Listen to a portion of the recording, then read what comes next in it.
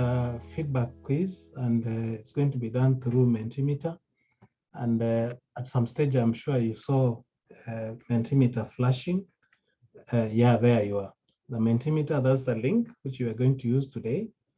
And after we finalize that quiz, we go to the presentations for today, and the theme of session 4 is business continuity in the context of ASF, zoning and compartmentalization.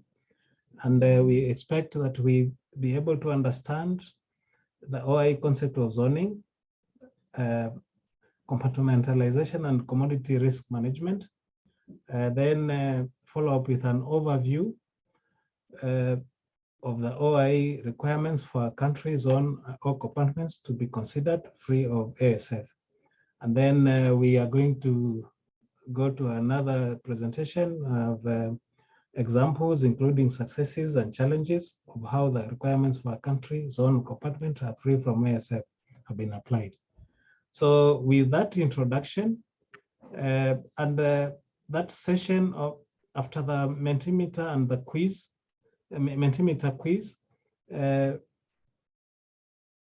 session will be led by Dr. Chimeti, and the other trainers will be the head of scientific department, Dr. Gregorio Torres, and Peter Evans. And so then we'll be able to finalize session 4 and then move to start session 5. So I hand over to Bas to take us through the quiz as per that link. Over to you, Bas. Thank you, and good day, all of you.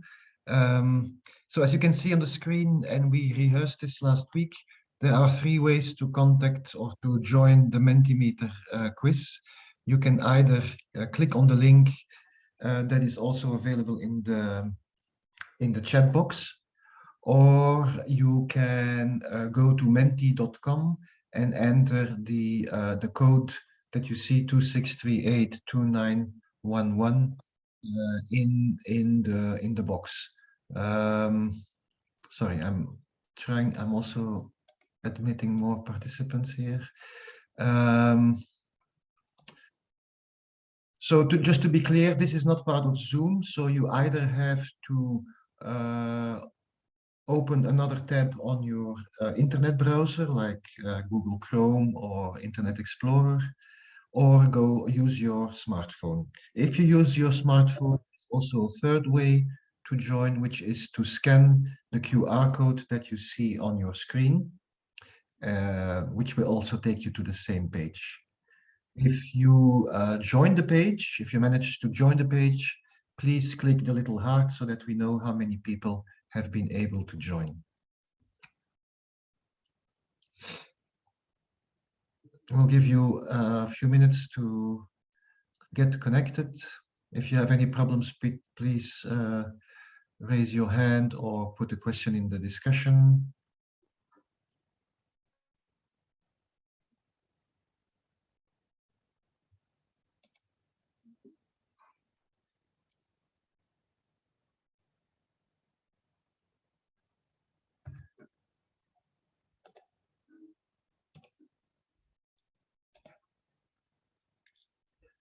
We currently have 13 people in the room.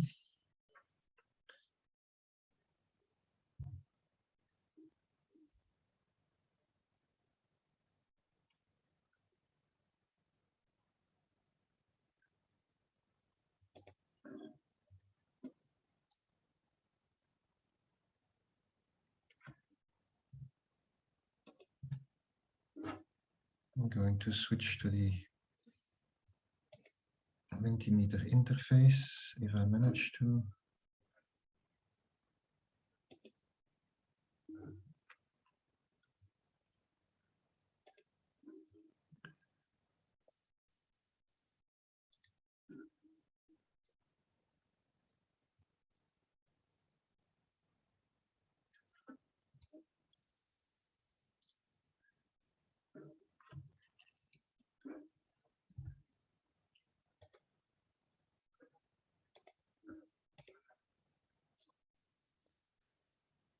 Okay, you should be able to see the Mentimeter interface. We have 19 people participating at this point.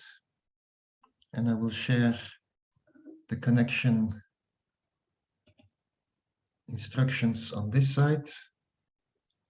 So you find the link in your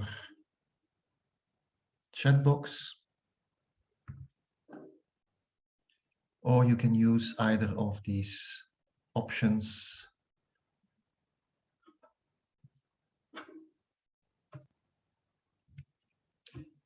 Either enter the code manually on menti.com or scan the code, the QR code.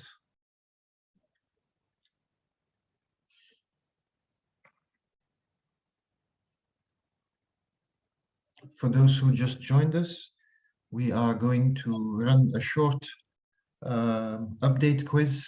So please connect to Mentimeter outside of your Zoom app.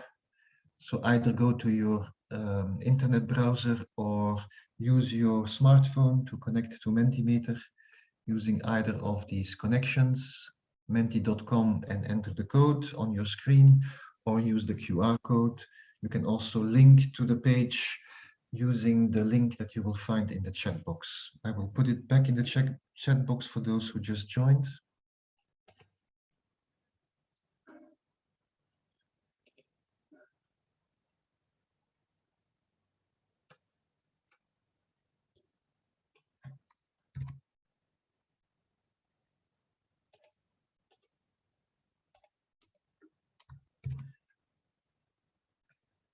For Sierra Leone, you are doing fine. That's exactly what you should be seeing. We will start the quiz just now. We now have 20 people in the room. Is anyone struggling to connect? Please let us know.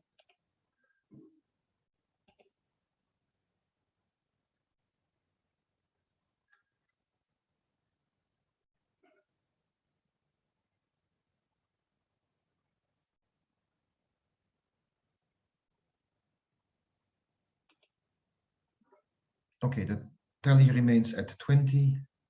So we'll start the quiz now with the first question that should appear on your screen,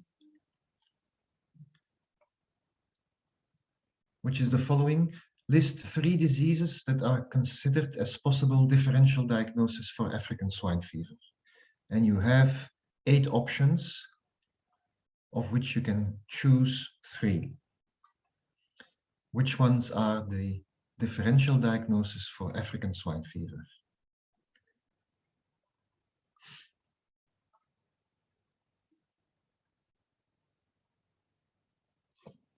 If you can't see the question on your screen, on your smartphone or on your browser, please let us know. People are starting to vote now, as you can see.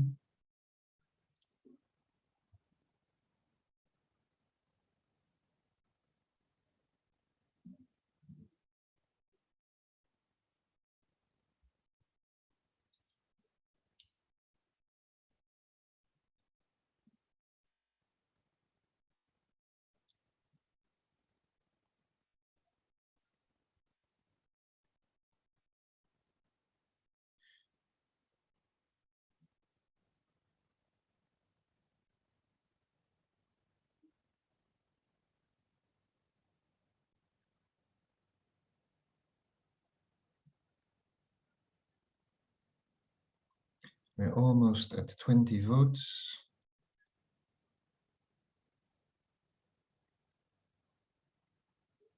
Two people are still either struggling or indecisive about what the differential diagnosis is. We'll wait a few more seconds.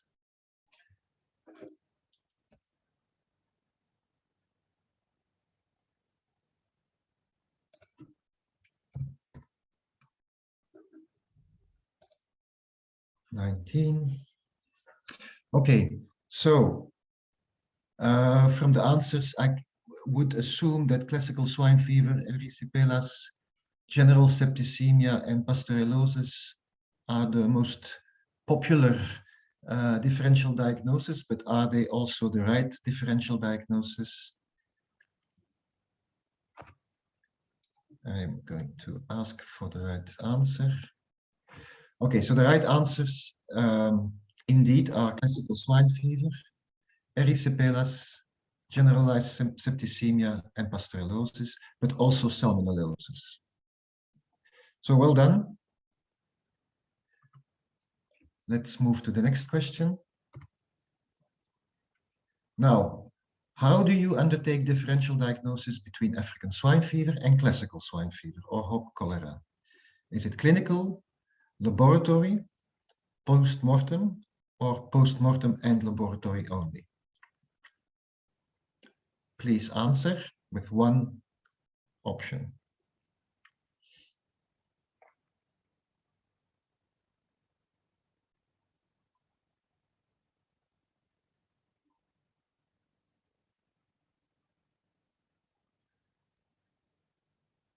This is going quickly. We're already at 17, a few more.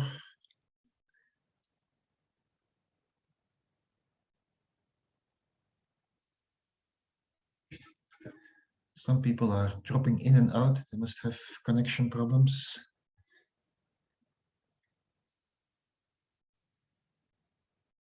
Okay, we have reached 20. Clinical diagnosis, obviously not the most popular, one answer only. We have 22 people participating now. And the clear favorite is laboratory diagnosis, not laboratory and post-mortem, which is favored by about 9 people. We have now reached 25 participants. Let me just highlight the right answer, and the right answer is laboratory. Okay, let's move on. Now, in terms of decreasing order of sensitivity, so from the highest sensitivity to the lowest sensitivity, which are the diagnostic assays that can be used to detect the African swine fever virus and or DNA? So this is a ranking exercise. You put the one that you think has the highest sensitivity first, and then you will be left with 3 options. You give the one with the second highest sensitivity. You will be left with 2 options, and so forth.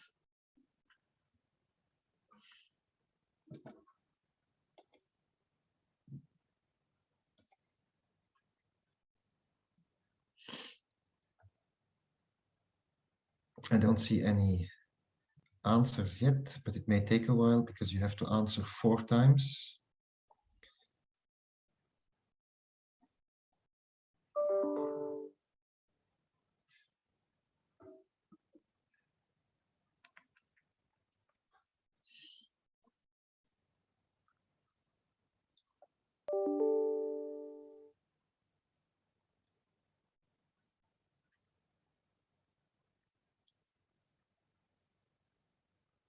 Okay, we're getting there. We have 10 people that have expressed their votes.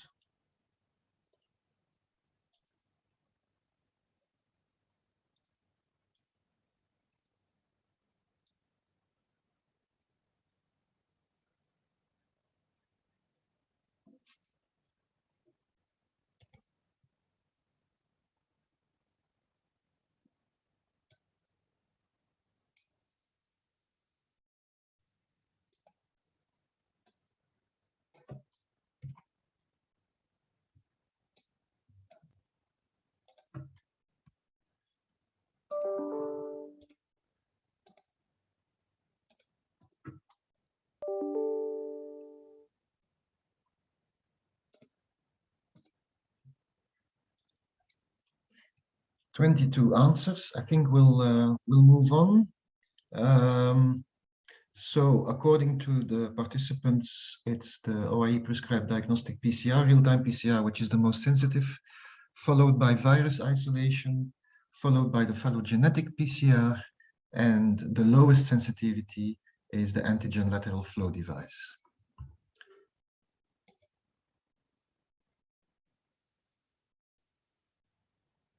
Okay, let me handle Sierra Leone here. Okay, so thank you. Botswana is stepping in to help them out. Thank you, Botswana. Sierra Leone having problems connecting.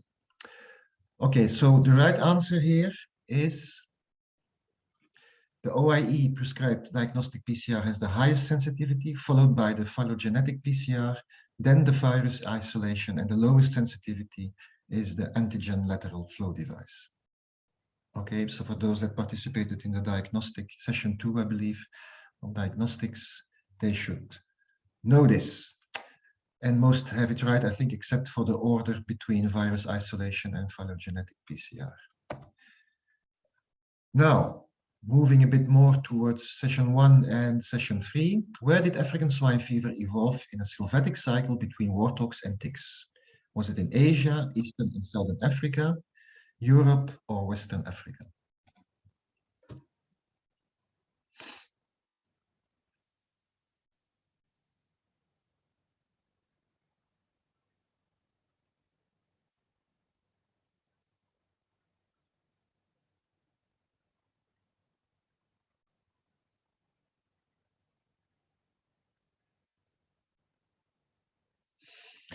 We have 19 votes at present, 22.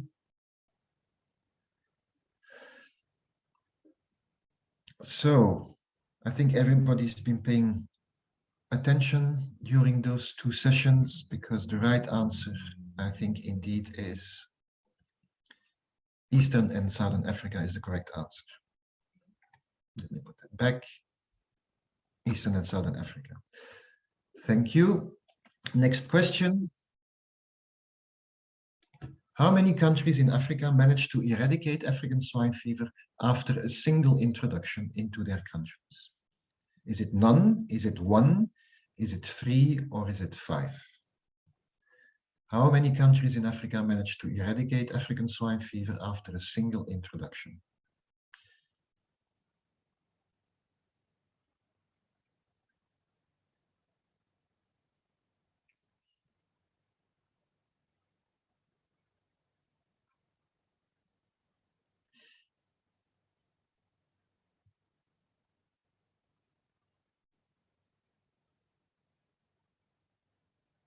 Marie-Louise, would you like to comment on this question when we're finished?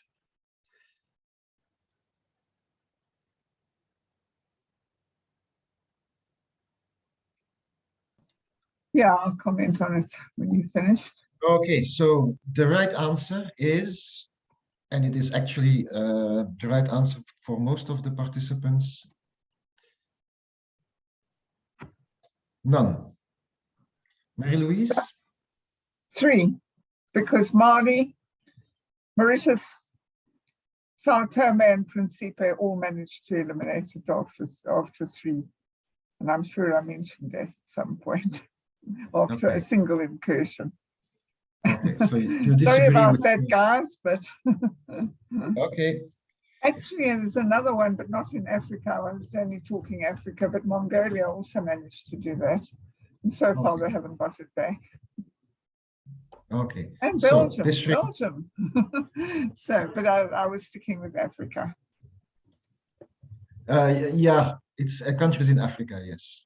Yeah. So you say Mali, Mauritius, And Sao and Tome and Principe islands, 2 islands. true, and I should know. Were you involved? I worked in Sao Tome for a long time, so I When was actually that? working on Oh, African swine fever gorgeous. prevention. Gosh. I'd like to go When was there. that? Sorry? When was that? Between 1999 and 2003. Oh, really? Mhm. But that's my private life. Let's move on. Next question. And people are already answering. Which transmission cycle in Africa is the most important one? Is it the ancient sylvatic cycle involving warthogs and ticks? Is it a domestic pig cycle driven by human activity?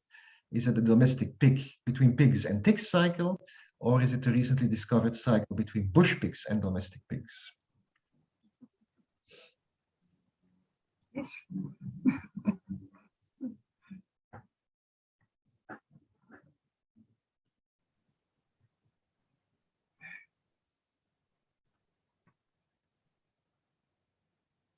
We have 20 answers.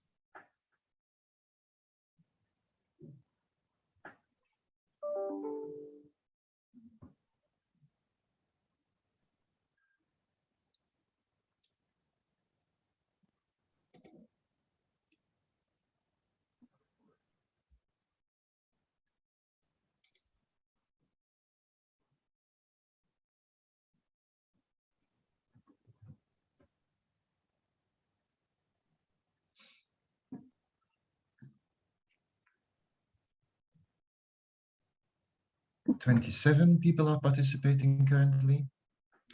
Now, except if Marie-Louise proves me wrong, or I'm not even making any statements because I just prepared these questions and answers, so I have no idea which of the answers is the correct answer.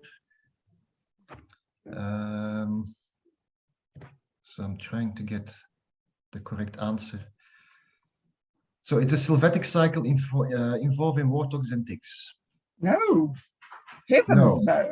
No, it's a domestic pig cycle, as most people I think got.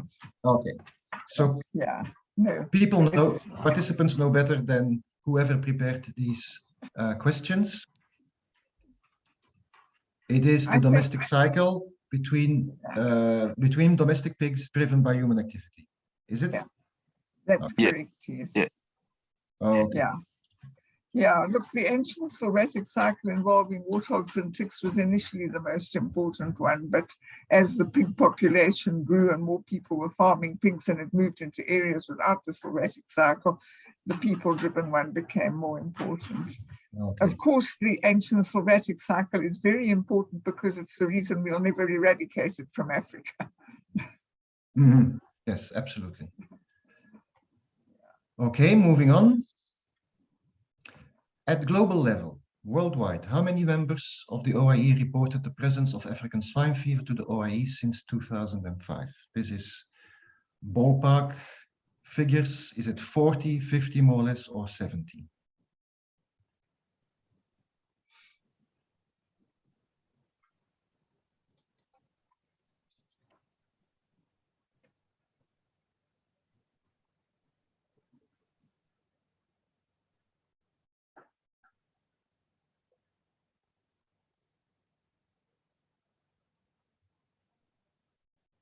"12 participants have voted so far.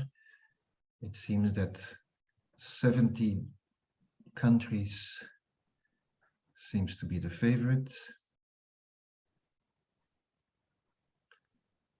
I would assume that these questions come from the wise people. Harder, I think. Yes. 24 answers so far. So let's see what the right answer is.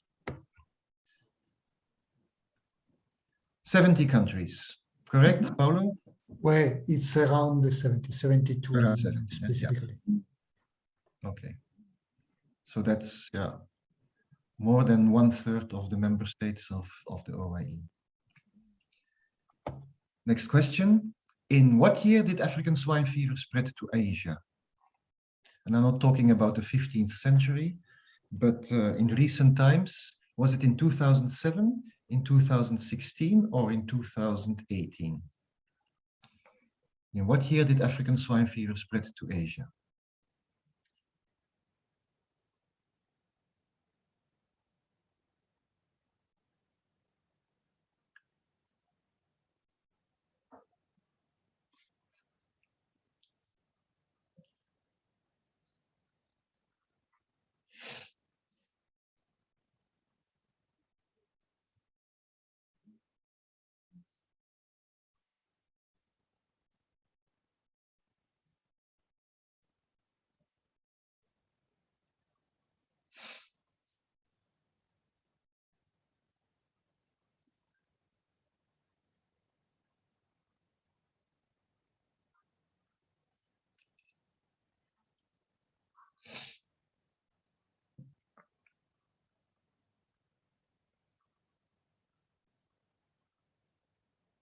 "24 answers. I think Paulo will disagree, but I'm not sure. Paulo?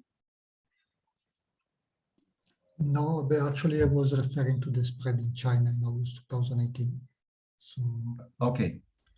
The spread to China in 2018. Okay. And the start of the spread to Asia was when? There was a case reported in, well, I will speak about case reported to the UAE. There was an isolated case reported in Russia in 2014 or something like that. But there, here in this context was the big spread to Asia. So in August 2018. Okay. Now, still on the reporting, which region is currently reporting most of the African swine fever outbreaks in wildlife? Not in domestic pigs, but in wildlife. Is it in Africa, Asia, or Europe?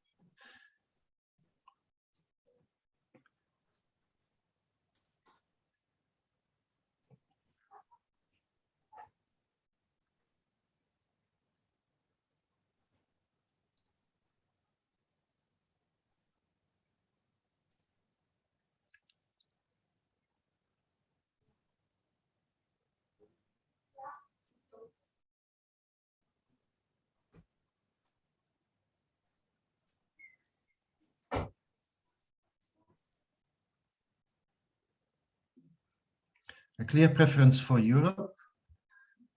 Paulo, would you like to comment on these answers? When it's 15,000 outbreaks reported only in Europe in the last 2 years, against 1,500 in Asia. So Europe is really the region with most of the outbreaks reported. Okay, thank you. Now, in terms of demographics, what is the estimated domestic pig population in the world? Is it more like 370 million, 700 million, or 1.2 billion pigs?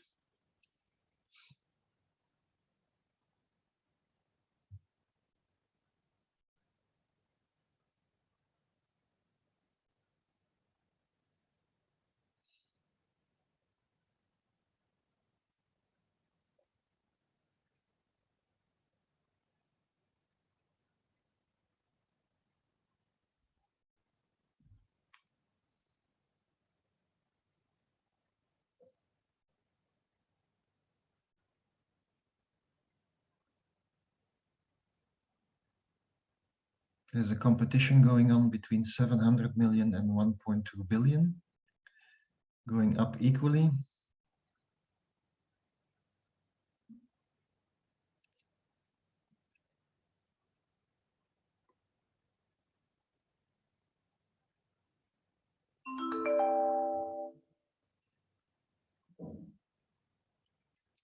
Okay, 27 participants have contributed. The winner so far is 700 million, but is it also the right answer? Let me check. Yes, it is the right answer. 700 million approximately is a domestic pig population in the world. Now, moving to sub-Saharan Africa, what is the estimated pig population there? Is it 10 million, 20 million, 40 million, or 80 million?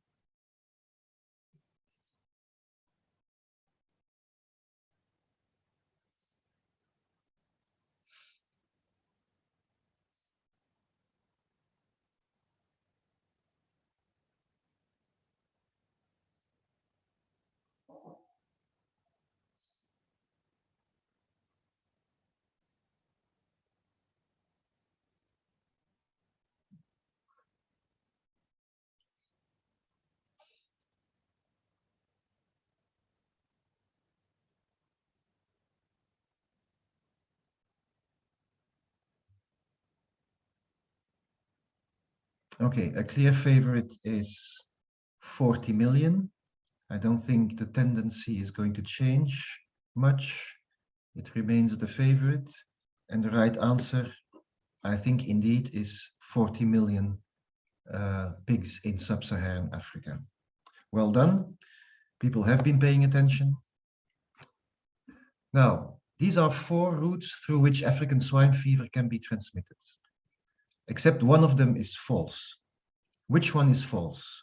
Is it from infected domestic pigs to naive domestic pigs? From infected soft ticks to the eggs?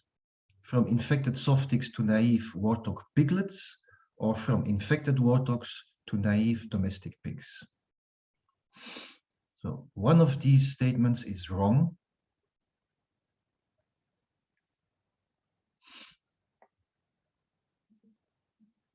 Which one is it?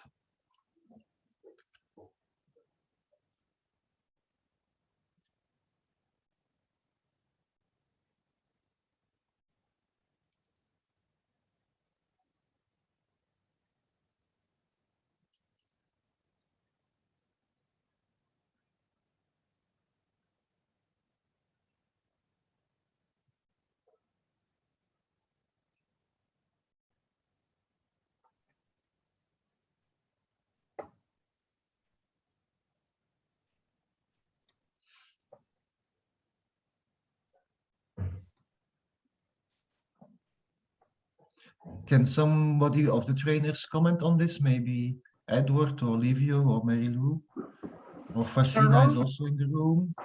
Yeah, maybe I can comment on it. Okay, go Yes, ahead. Edward, go ahead.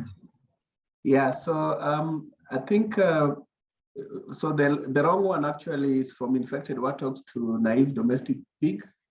The Yeah. reason is that, as I had explained earlier, that there's no vertical transmission or horizontal transmission in warthogs. Yeah, so the only transmission from warthogs is through infected ticks. Yeah, so that would be the correct answer there. Thank you.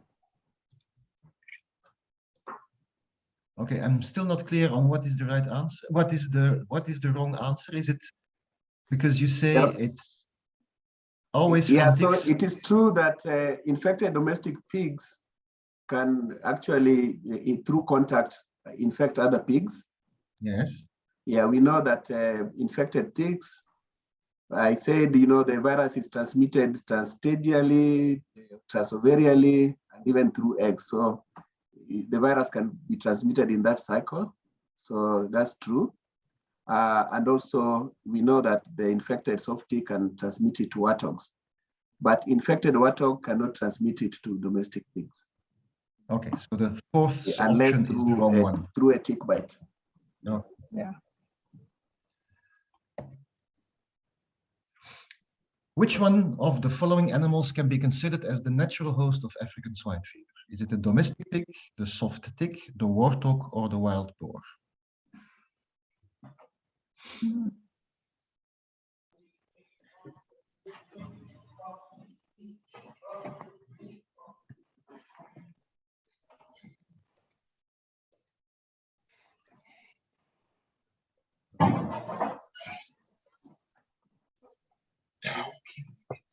I put ice.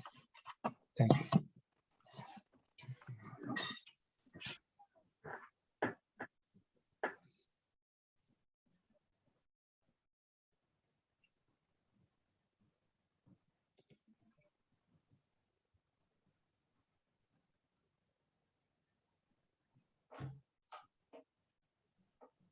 Okay, a clear favorite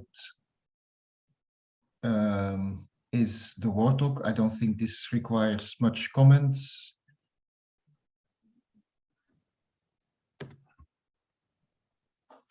Unless any of the traders wants to comment. Well, actually, the original host of the virus is considered to have been the soft tick, that it was an arthropod virus, but that it's, once it got associated with warthogs, obviously they are actually both the natural host of the virus. Okay. One as a vector and one as a... One is a vector, but the thing is that recent research showed pieces of African swine fever genome in ticks and historical collections, and it really does look as if the tick was what passed it on to the porcines, where it then became established as an infection in warthogs and as a disease in pigs. But that's all. That didn't come out. That wasn't really spoken of in the. It's a very recent article, so I apologize for that. But it seems as if general wisdom has it that it's the arthropod host that's the real original host of the virus. Okay. Thank you for that. Moving on.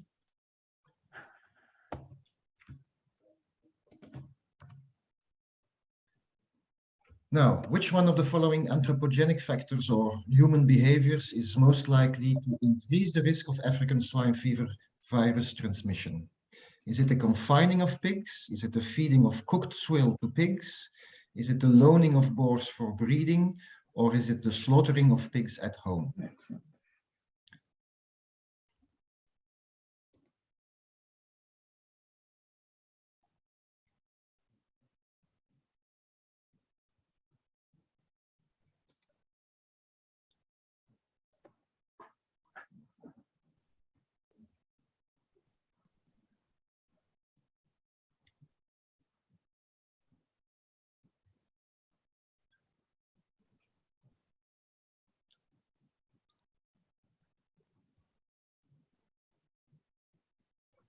Okay, again, a clear favorite is the loaning of boars for breeding. I think that is the right answer. I think the question about the swill is the word cooked, if I'm not mistaken. Yeah. Which renders the swill relatively safe, I would assume. It does.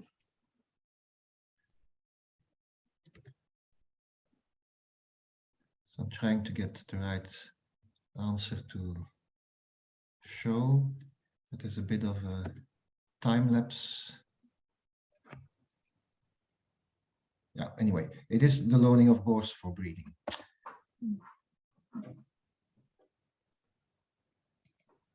The thing is, every time somebody logs into Zoom, I have a problem with, yeah, loaning of boars for breeding. Okay. Now, this is the last one, I think. No, it's not the last one.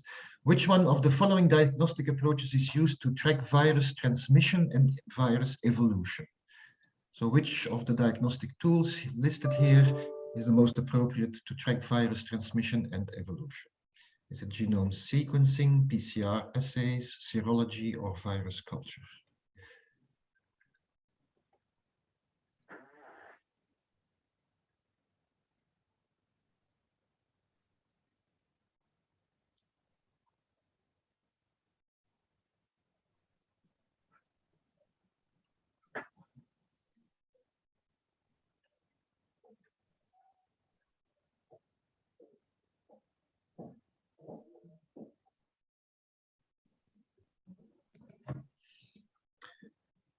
We have 18 participants voting so far.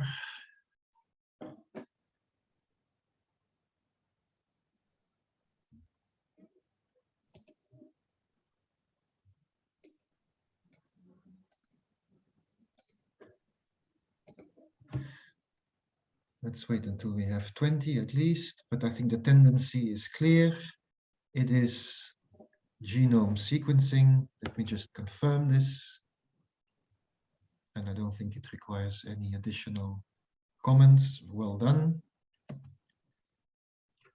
Now, a question about OIE standards.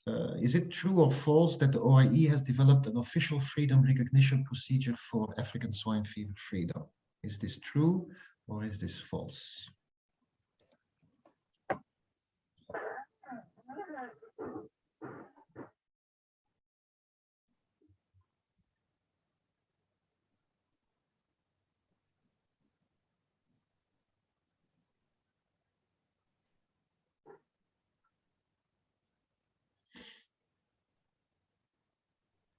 The OIE has developed an official freedom recognition procedure for African swine fever freedom.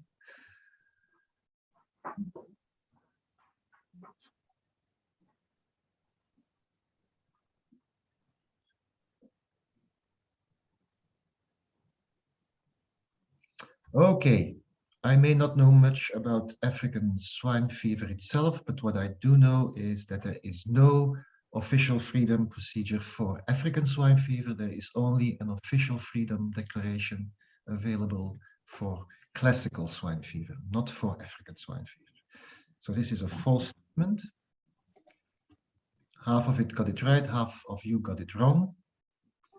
The next question is, yeah, so this is additional comments.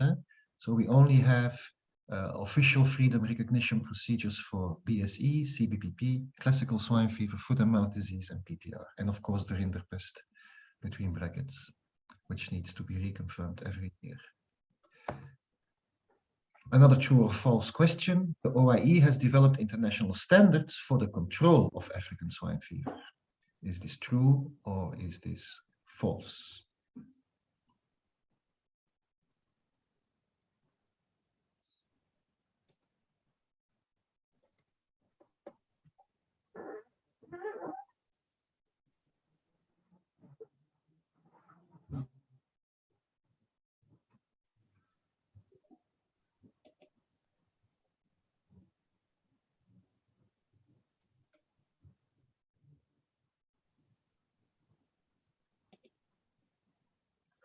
Okay, a clear favorite is that this is true, and it is indeed true. Just a comment from me, Bas. Yes. The two last questions just demonstrated that OIE has standards for a lot of diseases, but there are not many diseases that actually it has recognition procedures for. So Yes. it was to test the ability to understand the difference between standards and official recognition. Thank you. Indeed, indeed. So the standards for African swine fever are available. So both the terrestrial code and the terrestrial manual have a chapter on African swine fever. You can see the chapter numbers on your screen. True or false? African swine fever can easily be controlled by vaccination. Is this true or is this false?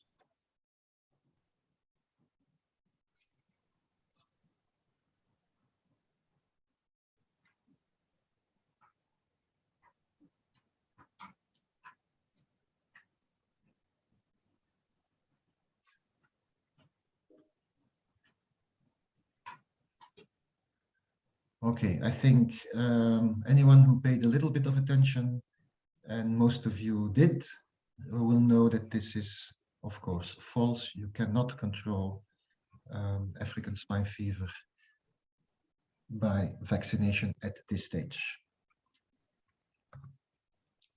And that's what makes it run around like wildfire, because it cannot be vaccinated against, even for prevention purposes. There's no vaccine. Okay, in 2021, which is not entirely finished, so it can still change, can you name at least one country in Africa that reported cases or outbreaks of African swine fever as an immediate notification?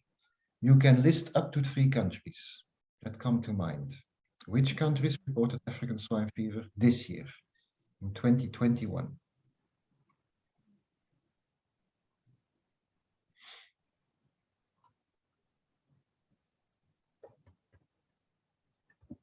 We only have one person voting, but it takes a while to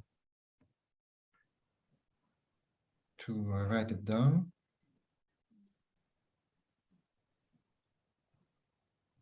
So South Africa so far is the most often mentioned country, followed, I would guess, by Uganda.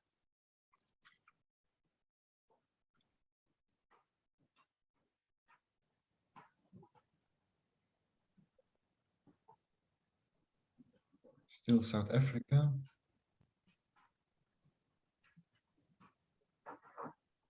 I see Uganda, I see Tanzania, I see Zambia.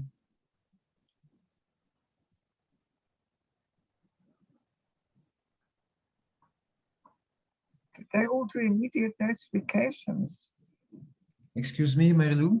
I said, did they all do immediate notifications? Because most of them do the 6 monthly. Yes, so only a few of them notified using immediate notifications this year. And these countries are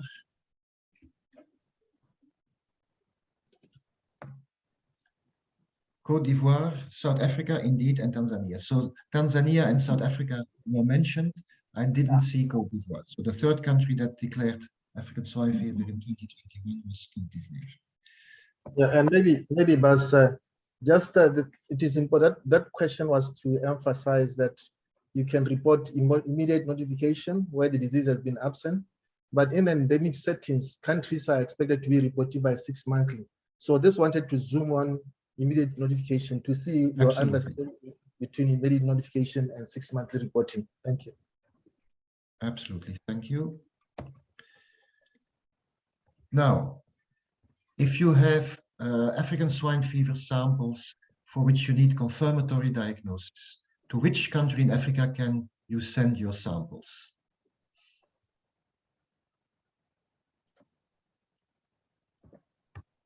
You can list up to 3 countries that you think can do confirmatory diagnosis.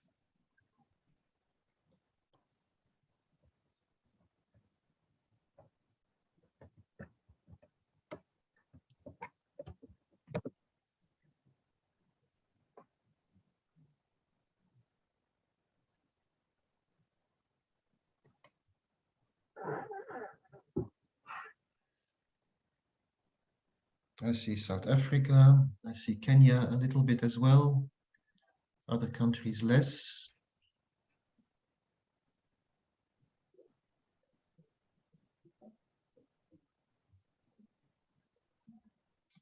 Okay, in the interest of time, let me move to the answer, which in terms of OIE is South Africa, where we have the OIE reference laboratory for African swine fever.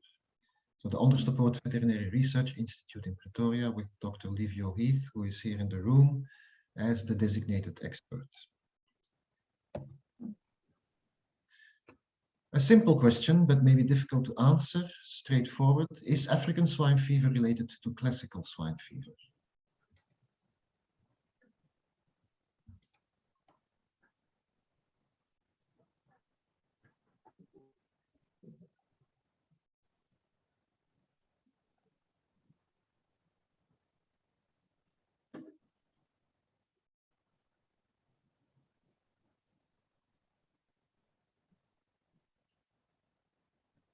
Okay, almost everybody seems to agree that these are not related. Anyone care to comment on this in terms of virus families?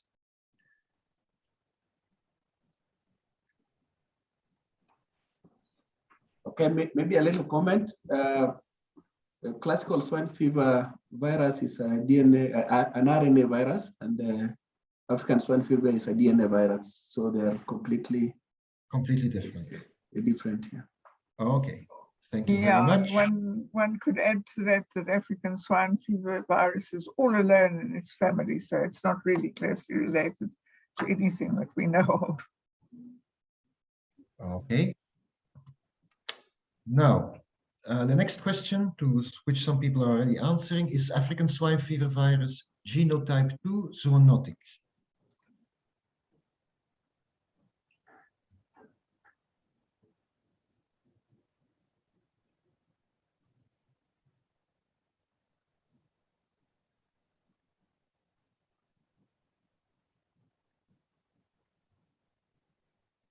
I think a clear answer there. African swine fever, never mind the genotype, is never zoonotic, is it? No. Now, the last question, and that's a killer one. Which African swine fever virus gene or protein is the target for most of the diagnostic assays used in both serological and molecular testing? So which gene or protein is used mostly for diagnostic purposes?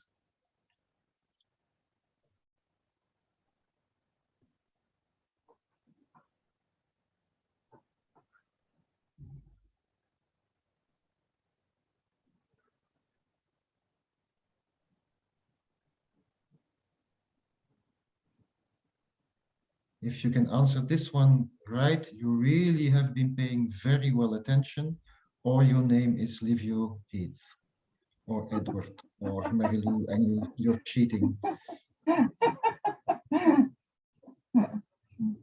But we already have 10 votes, most of which seem to indicate P72. So that cannot be just Livio or Edward.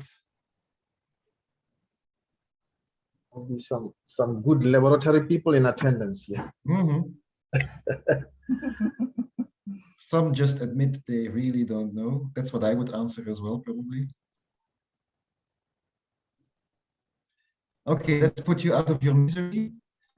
The right answer is the major capsid gene protein P72. Indeed. Thank you very much. This was the quiz. It took much longer than anticipated. My apologies for that. And now we move over to Gregorio, Peter, and Charmaine for the session on compartmentalization and zoning. Thank you very much. Thank you, Bas, for an able done quiz. I'm sure the participants know where the level they have reached. They need to check their the slides and the notes so that they get to the level which they're supposed to be. With that, I can see Dr. Gregorio Torres is with us. I just want to hand over to him to make the presentation. Over to you, Gregorio. Thanks, Thomas, and thanks everybody for being present today. I'm really impressed with the response of the quiz. Clearly, people been paying attention, so well done to everybody. My name is Gregorio Torres. I'm the head of the science department, and I got the pleasure today to be joined by my colleague Charmaine and Peter. That we, in the next hour and a half, 90 minutes, we are going to cover certain aspect of what you already discussed, or at least mentioned in the quiz, which is how to maintain business continuity in the context of African swine fever. In other words, how we can make the most of the existing international standard and facilitate trade. But when I mean facilitate trade, is to facilitate safe trade. So without any further delay, Thomas, do you want to present Charmaine and Peter, or you want me to go ahead with the presentation? We had, I think you can go ahead because you are the head of the team to present them, and also just to mention them, and because they are going to do the presentation, then you continue with that presentation. Okay, we'll do that in the interest of time as well. Can I confirm that you see the screen, my presentation? Yes, we can see. Okay, so here we are. So let's try to see what we mean with business continuity and get a little introduction of the concept of zoning and compartmentalization. So for now, I think everybody is clear on the complexity of the disease that we are facing, that this is definitely a global threat. It has never been a problem of only for Africa, although for some countries they saw the disease contained in Africa. But as you see, the spread in 2007 in Europe, in Asia, very recently to the Americas, really confirmed that African swine fever is a global threat. And it's a global threat with a very complex solution, because again, you mentioned in your quiz that there is not vaccines, and we are facing a really multi-sectoral and complex production system that you can see here, from a very backyard farms with low biosecurity to highly technified farms. So the value chain is really complex, and that involving different actors. And what is very clear also is that the disease is having a big socioeconomic impact. So when it comes to disease control and safe international trade, we do really need to understand what is the local epidemiology. We did really need to understand the local context and try to make the most of the existing measure for controlling disease. So we need to understand the demographic, the production system, the value chain.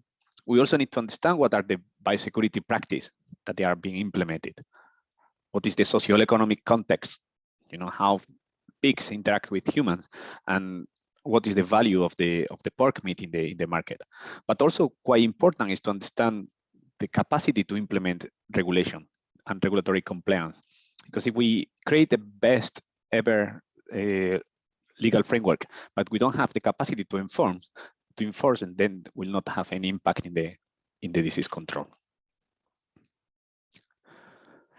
So what are the prerequisite for disease control and safe trade.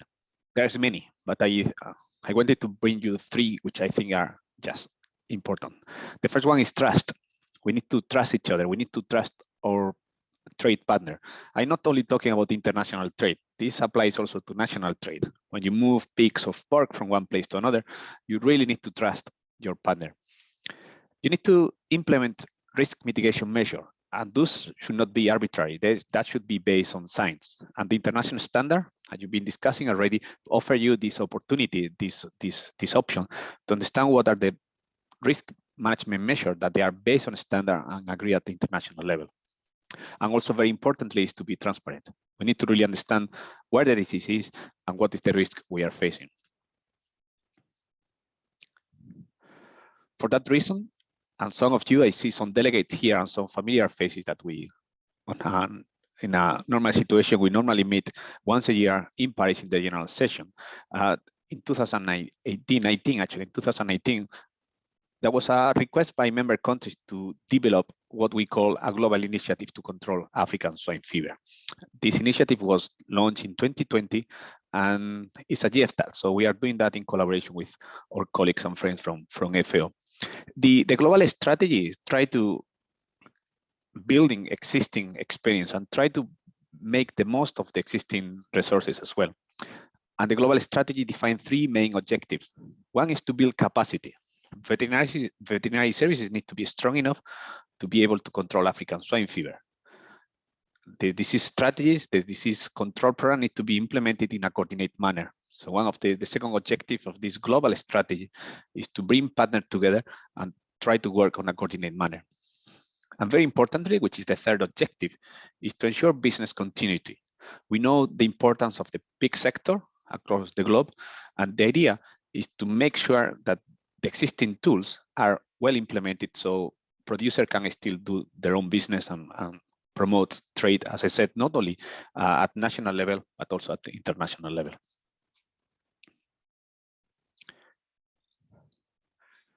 The international standard, the OI Terrestrial Animal Health Code, in particular, chapter 15.1, that describes what is the country freedom, what are the requirements to name a country zone or compartment that's free from African swine fever. And I don't want to get into, I will not get into the details, so don't you worry about it, but I just put some screenshot where you can see here that there is some criteria that need to be implemented in order to claim freedom.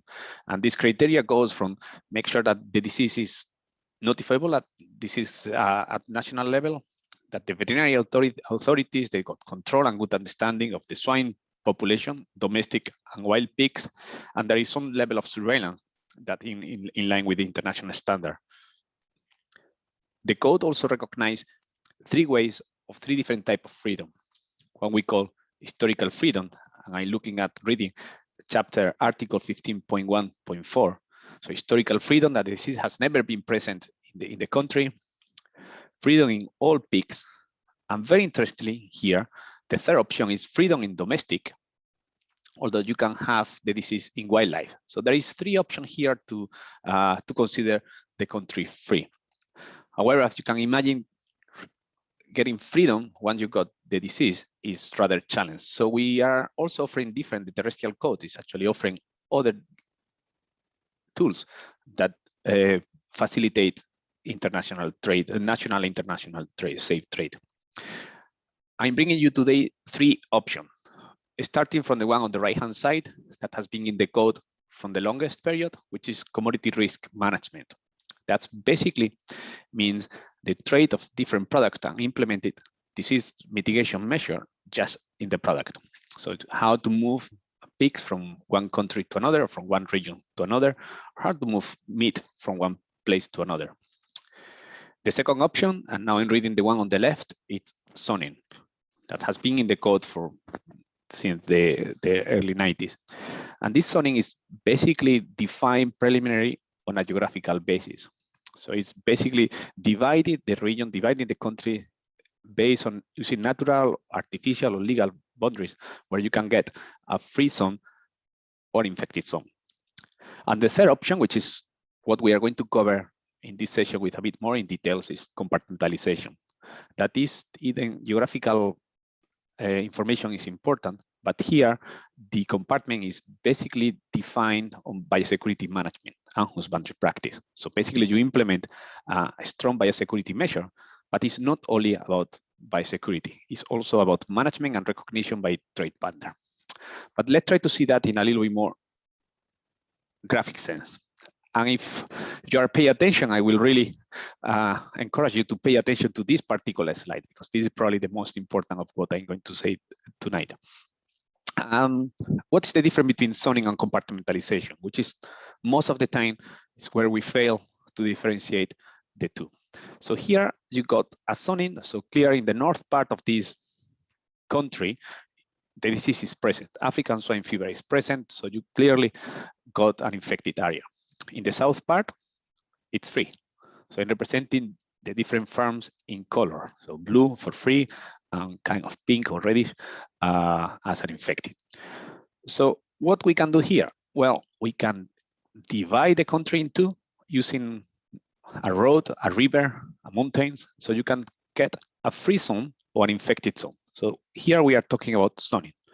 But what is compartmentalization? So you got infected farm all around the country, infected farms of wildlife, infected animals around the country. But then you got premises where you got pigs that they got a biosecurity management system, and they got a specific management system that they can be isolated from the rest of the country. So here, this is what we are talking about, a compartment. A compartment is basically a establishment, a system where, based on biosecurity and many other principles that Charmaine and Peter will elaborate a bit more later on, that can guarantee that the health status of these animals are different from what is infected outside of the compartment. So the concept of compartmentalization, as I said, has been in the terrestrial code for a while, but we recognize that it's sometimes challenging to implement and to understand. So last year, with the support of a team, we developed what we are presenting today, which is the African swine fever compartmentalization guidelines. To draft the guidelines, there was a very talented drafting team that sit together and receive the advice of an international scientific committee.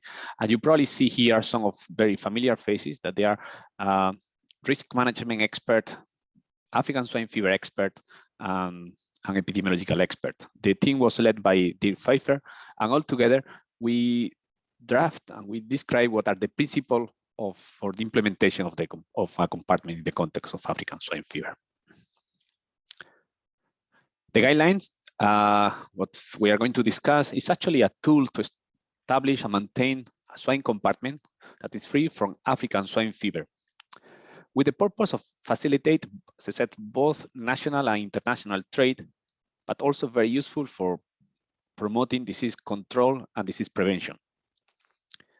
The target audience here are yourself, veterinary authorities, the private sector, which is key in the successful implementation of compartment, third parties, and technical service provider. Everything that we are going to say, everything that is included in the guidelines are based on standard. That means has been agreed at international level. For those have been the opportunity to take a look at the guidelines that they are available in the website. It's actually a quite extensive document, but they got 4 parts that they are very well differentiated. The first part, it's describe the principle for the implementation. So exactly what you need to know for successful implementation. The second part, which are the most extensive part, include all the tools and appendix where you could get some practical advice on how to implement the compartmentalization. Part 3, we got some description of how compartmentalization is done in practice. And there is a end part, which includes some definition and some other elements that can help you to implement compartmentalization and also to understand the guidelines. The guidelines were drafted in English, But in the last few weeks, we just received the copy translated to Spanish and French. So they will be very soon, if not yet, available in the OA website. As I said, it's a very extensive document, but we really make an effort to make user-oriented, because what we wanted is people to use it and finding useful.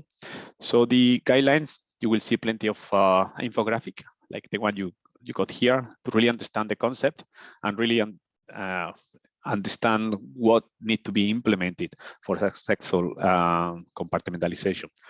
So the information responds to specific questions like the what, the how, and what you be expected to achieve when you implement the different tools. So it's always outcome based. It's try to be adapted to any context.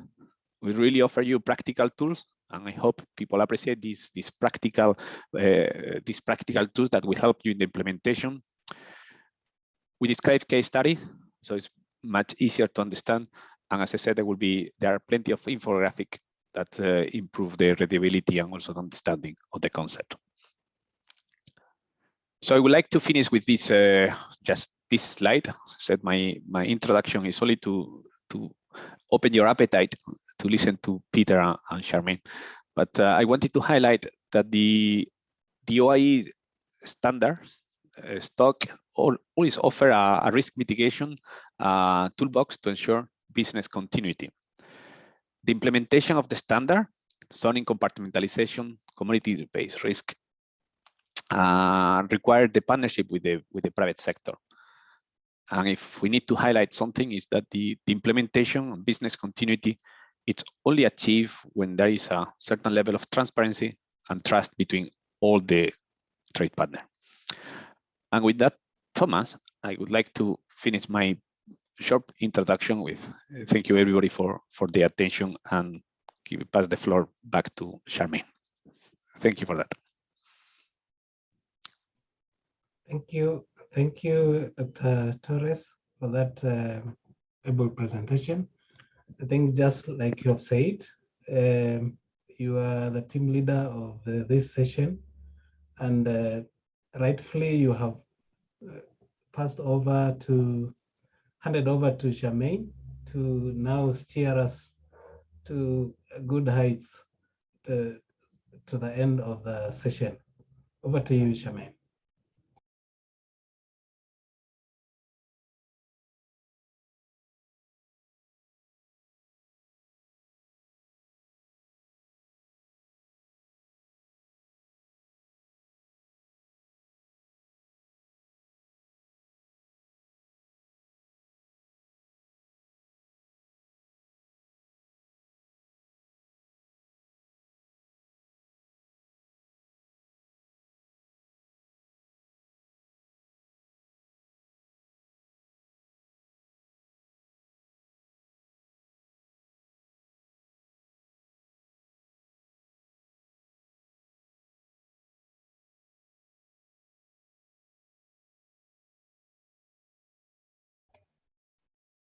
Charmaine seems to have problems sharing her screen, or is it on my side? Sorry, can you hear me? Yes, we can hear you, and we also see Can your you see the presentation screen now. Okay, perfect. And it's on presentation mode, yeah? Yes, it is. Okay, brilliant. Okay. I don't see in presentation mode, Charmaine. You might want it to. Okay, sorry. Let me swap that. And how about now? If you no, you probably go to display setting. Yeah, I just did that. Sorry.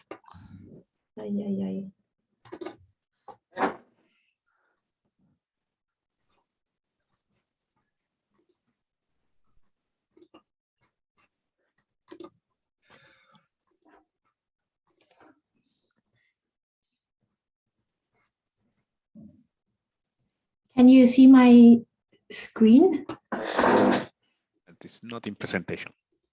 Well, I don't understand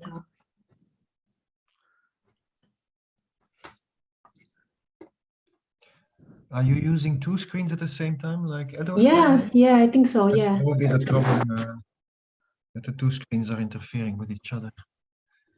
Okay, you know what? Give me a second. And how about now? If you can try to put it in presentation mode. Next slideshow. Okay, That's it. perfect. Yeah, are we Yeah. good? That's good. Yes. Okay, sorry Good. about that. After 1 year, I'm still struggling with these issues. Okay, good afternoon, colleagues, and welcome again to the regional training course on import risk analysis for African swine fever. So Gregorio gave a very clear presentation on the different tools that you can use to facilitate business continuity when country freedom is perhaps not feasible, and the differences between these tools. I'll now focus specifically on compartmentalization and the implementation tools based on the OIE guidelines. Fair warning, this could be a really dry presentation, but I trust that Peter will bring the session to life later on when he shares with you South Africa's practical experience in implementing compartmentalization. So the slides are quite heavy in content, but know that earlier the links to the OIE standards, the terrestrial code, and also the link to the compartmentalization guidelines. I've also prepared the slides with the necessary references to standards so that you can refer to them later on. Now, what exactly is an ASF-free compartment? As Gregorio explained earlier, we have a little bubble of sorts containing a subpopulation of pigs that are free from ASF and all associated component establishments, including the identification of establishments with functional relationships to protect the status, the ASF status of this compartment, such that we have complete epidemiological separation of the animal population within the compartment from those outside the compartment. Now, when we think about what components to include in the compartment, we first have to consider what is our commodity of interest. For example, in the diagram here, which is quite small, if we are interested, for example, in supplying live pigs or genetic material, then we probably don't need to include the downstream slaughterhouse and processing plants. However, if the compartment is interested in trading pork meat, then the compartment would have to include these establishments. Essentially, any downstream functional units up to the point where the commodity leaves the compartment are part of the compartment and need to be kept at the same health status. And as part of the process of ensuring that the compartment is safe and protected against the incursion of ASF, we need to have a very solid understanding of the pork supply and the value chain. This will then allow us to conduct a thorough risk assessment for all the points where ASF could potentially be introduced and thus guides us in our formulation of the risk management measures. I will not go into further detail as I believe this was already covered in session 3 of the webinar where we explained the pork supply and value chain about the different actors ranging from the input level all the way to processing and finally to the consumers. Given the wide range of epidemiological pathways that could potentially lead to the introduction of ASF into a compartment, there must be a biosecurity risk management system that is designed and tailored to the particular risk environment. And in order to do this, the risk of ASF introduction and spread within a compartment should be established using a structured risk assessment process based on the provisions in Chapter 2.1 of the Terrestrial Code. And our colleagues, Noel and Thomas, will be covering this in further detail later on, so I won't go into the specifics. Essentially, the risk assessment undertaken at the compartment level should be documented in an operational risk assessment document informing the compartment's risk management policies, including its biosecurity and surveillance programs. Now, whenever there is a change to the external epidemiological situation that affects the risk of ASF to the compartment, or when there are significant changes to the compartment's characteristics that could affect the risk for the compartment outputs, then the risk assessment process should be repeated, and then the risk management strategies reviewed. So after doing the risk assessment, we then design the risk mitigation measures, which should include a biosecurity management system, an ASF surveillance system, as well as a system for the traceability of pigs and pork products, as well as any relevant inputs such as animal feed. The biosecurity management system needs to be effective enough to affirm the integrity of the compartment and ensure that the animal health status of the compartment would not be compromised by changes in the wider ASF risk context. For example, should there be an introduction of infected wild boars into the area, then the biosecurity management system must be robust enough to withstand this. In the guidelines as well, we have included an outcome-based biosecurity checklist that you can refer to in your formulation of the biosecurity plan. Now, since the effectiveness of a compartment's biosecurity management system depends on a very strong culture of compliance among all staff, it's really important to include management and personnel working in the compartment on the risk assessment process in order that they may take ownership of the risk management measures. Next, surveillance is a critical component, the objective of which is twofold: not only to demonstrate that ASF is absent in the compartment, but also to be able to quickly detect ASF should there be an introduction. So we're talking about an early detection system. And for this, the compartment operator has to work very closely with the veterinary authority in the design of the surveillance system, which has to be approved.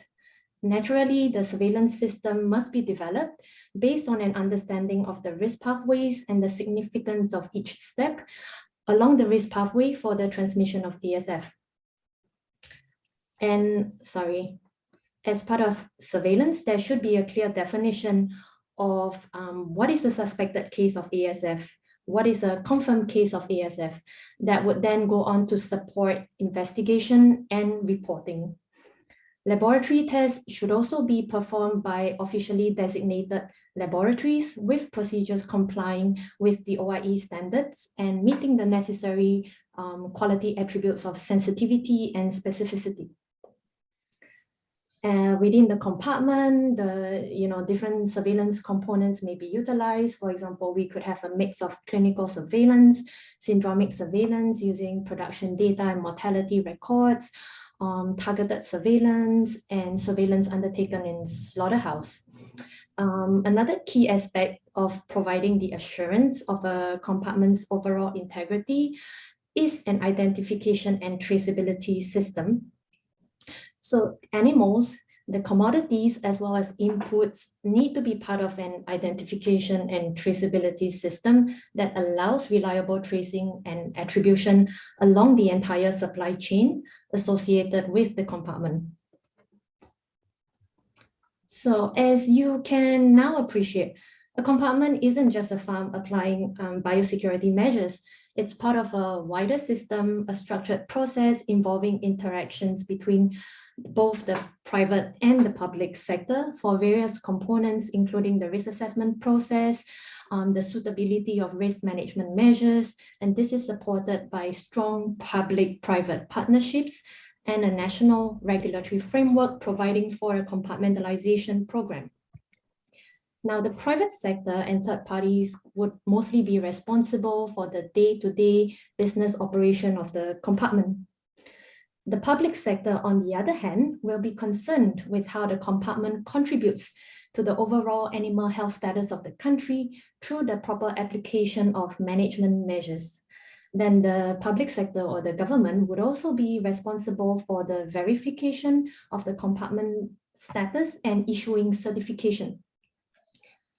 The authority can provide for this compartmentalization program through its legislation or alternatively through other instruments such as MOUs.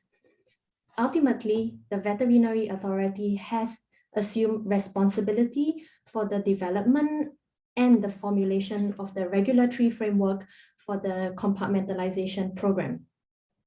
And in this program, there must be various elements for the establishment and the maintenance of a free compartment, including clarity on the roles and responsibilities of the different actors, biosecurity standards that should be adhered to, a description of the diagnostic procedures, and formal audit procedures. In brief, these are the steps for the compartment approval and recognition process. The compartment operator should submit to the veterinary authority a very comprehensive compartment proposal with supporting documentation describing all the relevant components and aspects of the compartment, providing clear evidence that the necessary elements of risk assessment, biosecurity, surveillance, traceability, and management practices can be effectively and consistently implemented. As the VA, we would then assess the proposal, conduct an audit to verify whether the standards of the compartment comply with the regulatory framework before issuing the approval. To secure export markets, then government-to-government negotiation becomes really important in the recognition process, and preferably should be negotiated during peacetime before an outbreak occurs in the locality. Although that being said, a compartment could still be approved when there are already outbreaks in the area, as long as the integrity of this compartment or this bubble may be assured and protected. Then, once the ASF free compartment is officially established and approved, the compartment operator should work very closely with the veterinary authority to maintain the compartment and ensure that the biosecurity, surveillance, and other management systems are in place and functioning effectively. Technically, an approved compartment should, in principle, have a very strong biosecurity management system that can maintain the free status of the animal subpopulation within it and be robust enough to withstand external ASF pressure. Recall earlier that I mentioned the risk assessment process should be repeated whenever there are changes to the ASF risk profile in the environment so that the risk mitigation measures could be enhanced. For this reason, in the event of an ASF introduction to the area, not to the compartment, just the area outside the compartment, minimal downtime is expected such that the trade in the compartment products should technically remain uninterrupted or be interrupted only to a limited extent. And in order to support this and instill confidence that the status of the compartment is unaffected, there should be the principles that Gregorio explained earlier about mutual trust, prompt communication, and transparency on the disease occurrence between trading partners, and timely epidemiological investigations should be conducted. If, however, ASF is suspected in the approved compartment, then the certification for the compartment should immediately be suspended until ASF has been ruled out. If ASF unfortunately has occurred in the compartment, then the certification process for the compartment, the certification should be revoked, and OIE and trading partners should be notified as soon as possible. And naturally, the certification for the products coming from the compartment should be halted and a recall initiated if there's a risk of contamination. The reapproval of the compartment by the veterinary authority can only occur when ASF freedom can be substantiated in the compartment. The recovery period depends on the time required to conduct epidemiological investigations, the implementation of sanitary measures, surveillance to demonstrate freedom, and corrective measures to provide the assurance before the vet authority can then reinstate the status of the compartment. I have now come to the end of my presentation and will now gladly pass the floor over to Peter who will share with you the South Africa's experience in compartmentalization. Thank you. Good. Thomas, can I go ahead? Yes, yes, go ahead. Go ahead.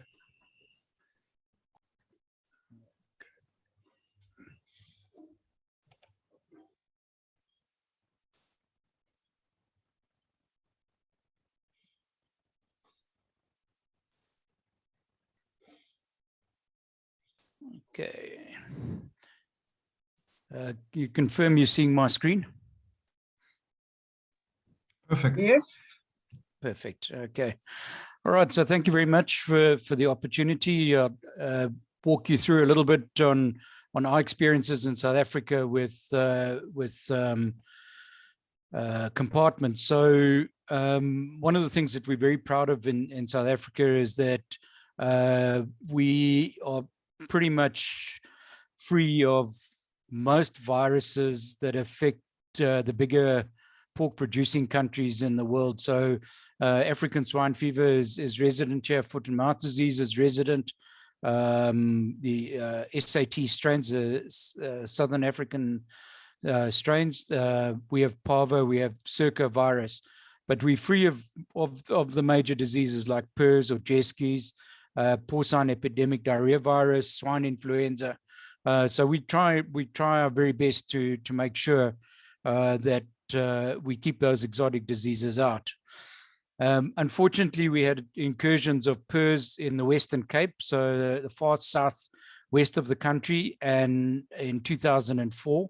And in 2006, we got classical swine fever in the Eastern Cape, which is on our eastern border where the Indian Ocean is.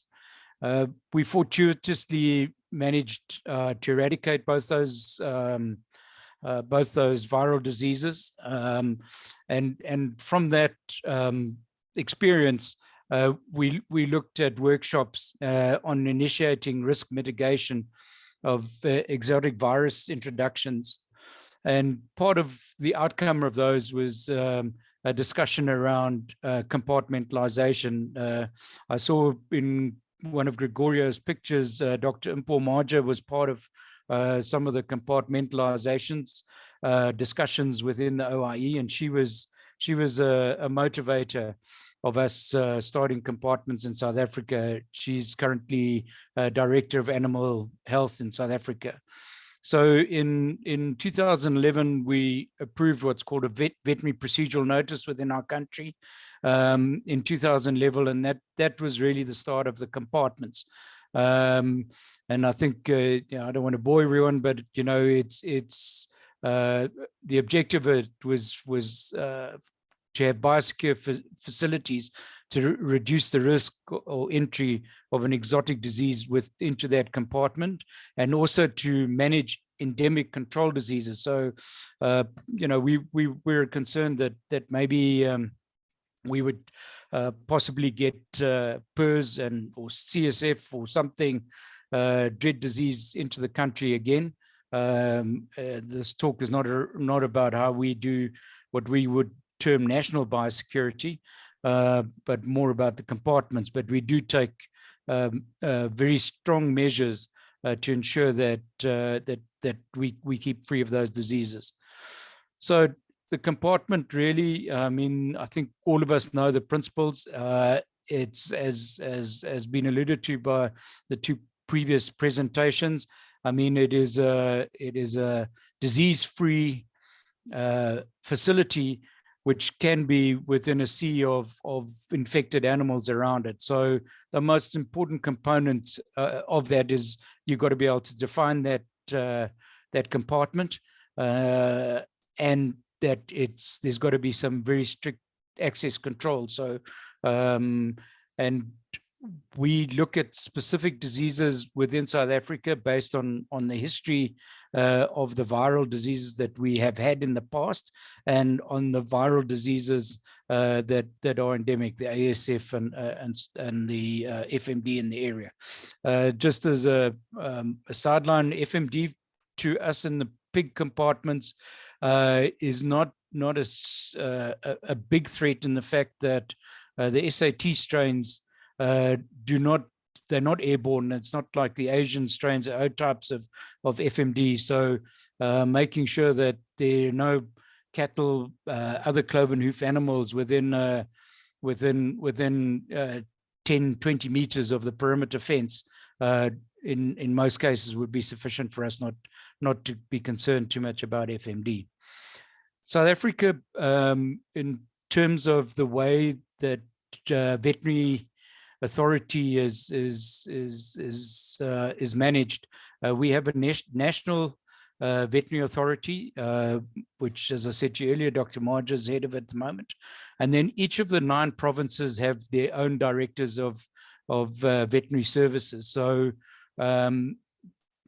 national veterinary services is more around strategy, whereas provincial veterinary authorities are more about implementation.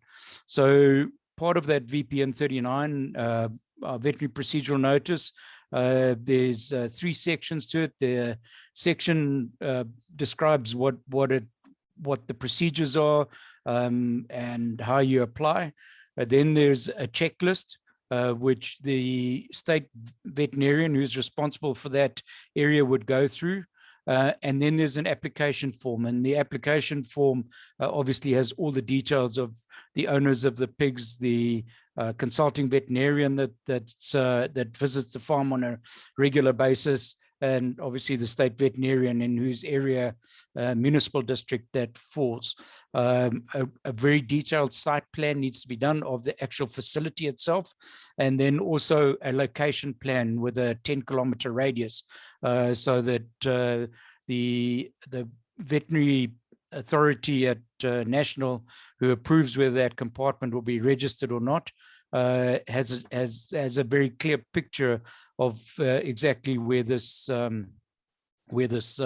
farm is, and then the state veterinarian will complete that inspection report, full audit report, and give direct feedback to the applicant if there are failures even before the application is submitted to national veterinary authorities. And then once it goes to National Veterinary Authority in Pretoria, if they are concerned about certain aspects, they communicate back by the state veterinarian to that particular facility. It might be standard operating procedures that they don't know about, that they're concerned about. It might be facilities, the access control, fences, gates, how all that is managed. So that so there's a very robust procedure in place for the initial application and then the annual re-registration. So every compartment has to be re-registered once a year, and that re-registration is based on an audit done by the local state veterinarian in whose area that farm is. We have there's an official list that is updated on a monthly basis on the website of our Department of Agriculture in the veterinary section of that. Deregistration does happen on occasion if the audit reports annual audit reports are not in on time, or there's been changes. Obviously farms get deregistered if a disease occurs in them, and then one of the key elements of it, and Charmaine was touching on it on this public-private partnership, is there are 3 signatories to that application form. The owner or his authorized person, the manager on the farm, signs that they will maintain and continue to maintain all the requirements for a compartment for as long as it's registered.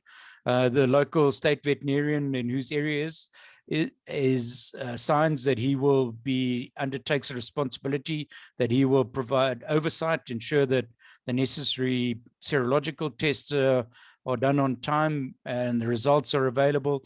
And then the private consulting veterinarian, we insist in our compartments that there is regular visits, and by regular we talk about every 60 days.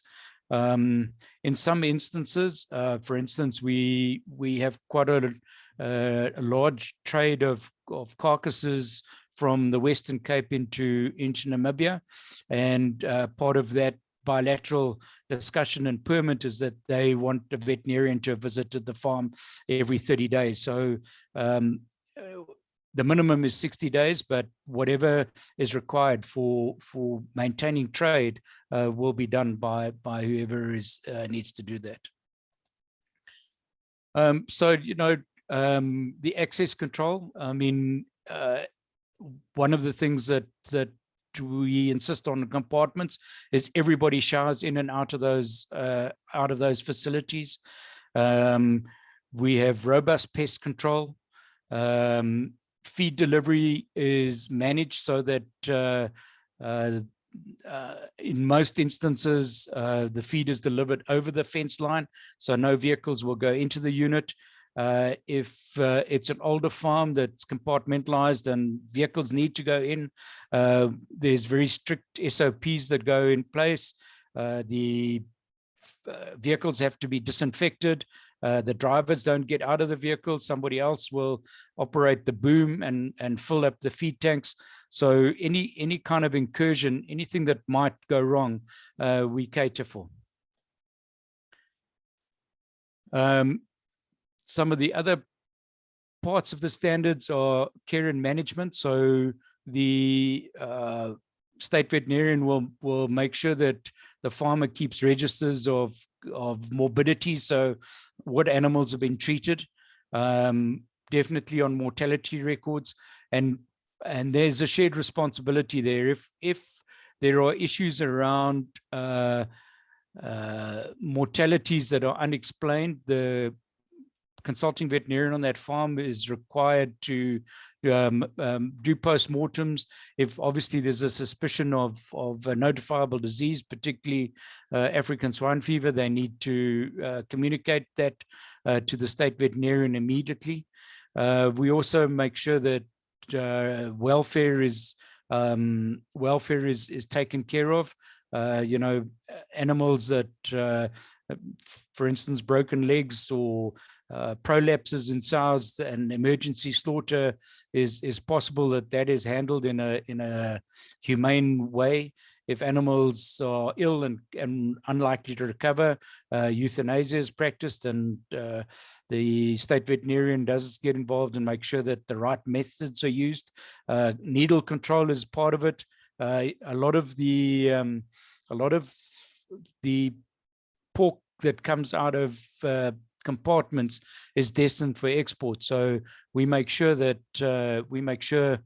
from that residues in that meat or any issues that might be of concern to consumers, both locally and with products that are traded out of our borders, that we make sure that the residues and any issues have been looked at. Surveillance is obviously a critical component for us in this compartment system. So I've already alluded to the regular veterinary visits. One of the things. Oh, hello. One of the things that we are busy developing is app-based recording system for passive surveillance. So every visit that a veterinarian does to a farm is logged and recorded on our World of Pork platform.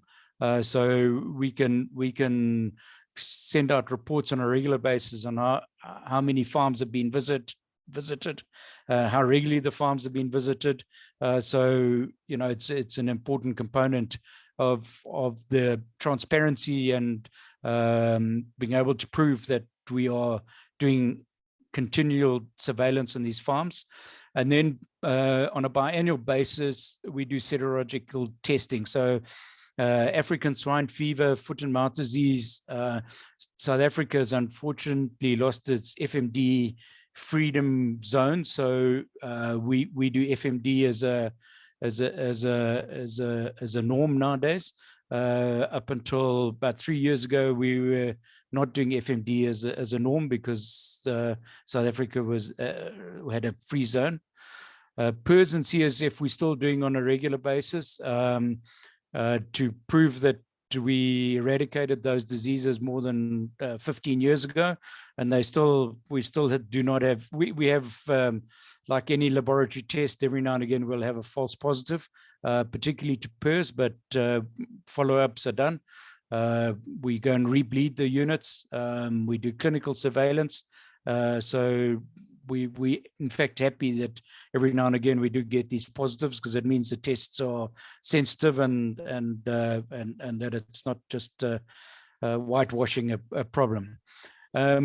Some genetics gets exported out of South Africa, so replacement gilts, boars into AR stations, for instance, in Zambia, Uganda, Zimbabwe. We regularly export to those countries, and additional tests will be done for movement of animals into those countries, depending on the permits that the requirements of the health permits that we've traded in. Hygiene is also a very important part of one of the aspects that gets audited. That cleaning and disinfection between groups of pigs is done properly. Where is there a post-mortem site, that post-mortems can be done properly, and that any waste from that post-mortem, for instance, blood or fluids, does not wash back into a pig pen. That is checked and part of what we do. The disposal of the mortalities, that it's done in a safe and biosecure manner, that it won't pose a further risk to neighboring farms or to that particular farm. Obviously, things like medical waste we look at. There's medication control as part of it, how it's stored, reconciliation, withdrawal periods. We make sure that that's all part of the compartment. And then some environmental stewardship aspects also included, that there's no slurry running into water courses, streams, rivers, and to make sure. So it's really like good farming practice forms part of it. And transport is also part of what needs to be checked. We have legislation in this country about the stocking densities on trucks, how long animals are allowed to be on a truck, that there needs to be shade on it, there needs to be partitions so that you don't have more than 20 odd animals in a group to prevent crushing should the vehicle have to stop suddenly. So grids so they don't slip. So there are quite a lot of aspects that are looked at in detail in those compartment standards. Simultaneously to the compartments being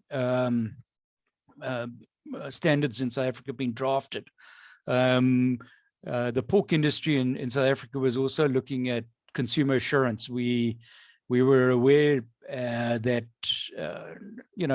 in the developing world there were a lot of standards. The red tractor standard in the UK. There's pork checkoff in the UK, in the USA.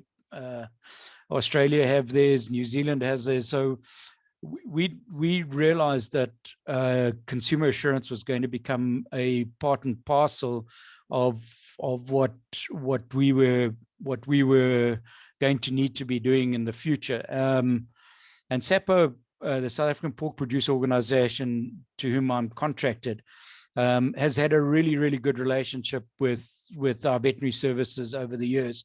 So simultaneously to the compartment standards being drawn up, we were already looking at a quality assurance system. And in South Africa, that quality assurance system is called Pork 360. And so one of the things that we were able to do was to design the standards and the flow of documentation in both our Pork 360 and in the compartments to be very similar, so that our farmers who were implementing a compartment and or a Pork 360 consumer assurance program on that farm, could keep just about exactly 90% of the same SOPs would work for the compartment and for our Pork 360 program. The registers they kept would be very similar. So we saw that as a really important part of ensuring that it was, look, no farmer likes writing stuff down. They don't like to be told how to farm. And I think I could say that confidently in any country in the world. You know, farmers are a different breed of people. I'm also a farmer, by the way. And that so we try to make sure that they wouldn't have to run two totally different systems on their farm, that they could use, you know, a single set of documents, single set of registers, and maybe for one of the, like for compartments, they would need to keep a register of all their serological tests, which they don't need to do for the Pork 360 compartment. So, and one of the, so if you look at that list of items that we have as our objectives in Pork 360, our different divisions, they dovetail nearly 100% with the compartment ones that we went through a little bit earlier. So for instance, so for us, the way our Pork 360, just out of interest, works, traceability runs right through the whole, so the farm to fork effort kind of scenario. So what we do is, as far as Pork 360 is, we're very involved obviously on the farm, because that's where it started, and so that's farm assured. Then when we get to the abattoir, we're looking at ensuring that the welfare of the animals is maintained at the abattoir right up until the time that they're no longer conscious. So that goes around how many pigs in a pen, the transport again, how they offloaded, if they spend longer, then they need to have a rest time of 2 hours, and if they're kept overnight, that they're given feed. So that whole issue, and ensuring the traceability, because from the Pork 360 farmer's point of view, when that pork gets sold with this brand attribute or this indicator that it came from a Pork 360 farm where welfare, environmental stewardship, residue controls have been managed, we don't need fraud on the way that you have non-Pork 360 pork being sold as Pork 360. To a lesser degree, we have some influence at the processor level. That's really just traceability. And then as far as the retailers and the processors, obviously there are other food safety programs, ISO standards, HACCP standards that take over from where we are. So our traceability in South Africa is using GS1, which is a global traceability scheme. At the moment, it's basically a normal barcode. It may go to T2D code in the not too different future, in the foreseeable future. You know, every pig that gets offloaded has to have a health declaration. There's tattoos in their ear identifying the farm of origin, and we have movement certificates as well for them. So if we can go back to the compartments. So what are the issues for us? So with pig compartments, if we talk about the small scale farmers, the guys with 50 sows or 100 sows or less, one of the issues they often have is affordability, from a point of view that to become a compartment, they would need to have access control. They need to have a good, robust fence around. They need to be able to provide a shower in and shower out facility. So the biggest complaint we get from that end of farmers is the affordability. We can't afford to become a compartment, and the problem with that is that it does interfere, excuse me, a little bit with their market access. There are certain abattoirs, particularly the pig-only abattoirs in South Africa, and the abattoirs that are geared towards having an export status, they wouldn't easily be taking pigs in from these small scale farmers.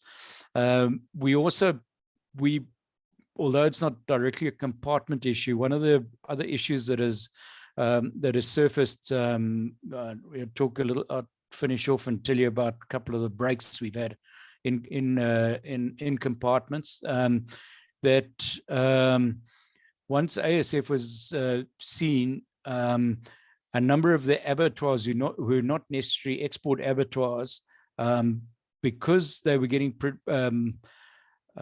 pressure from the bigger commercial farmers who were delivering pigs and saying, you know, the abattoir is one of the key areas where you have commingling of vehicles, you have commingling of personnel, the driver, maybe the assistant driver, the guy who helps load the pigs, you know, who accompanies him, you know, they'll get on and off trucks, offloading pigs. And so cross-contamination with feces on boots becomes a real big issue. And the bigger commercial farmers, compartmentalized farmers, are saying to abattoirs, you know, you need to be really sure that the trucks and the deliveries that are coming onto your abattoir do not pose a risk for me getting ASF back onto my farm. You know, so, you know, biosecurity is not one thing that you do, it's everything that you do that stops the disease coming on a farm. And so market access has become quite difficult for a lot of our small scale pig farmers.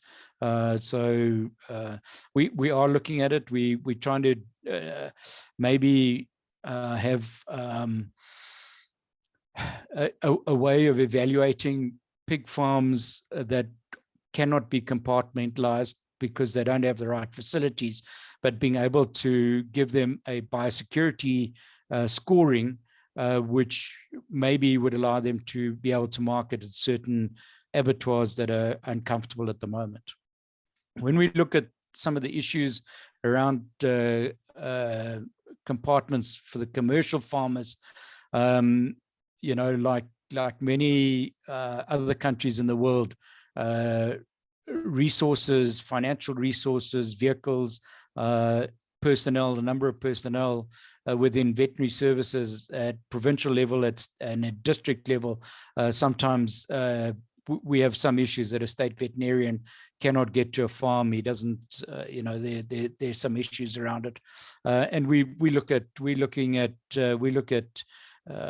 ways of being able to mitigate those issues by having this private partnership where, you know, the consulting vet might be able to help the state veterinarian to get to a farm, or you know, we find ways as SAPO of making sure that process flows.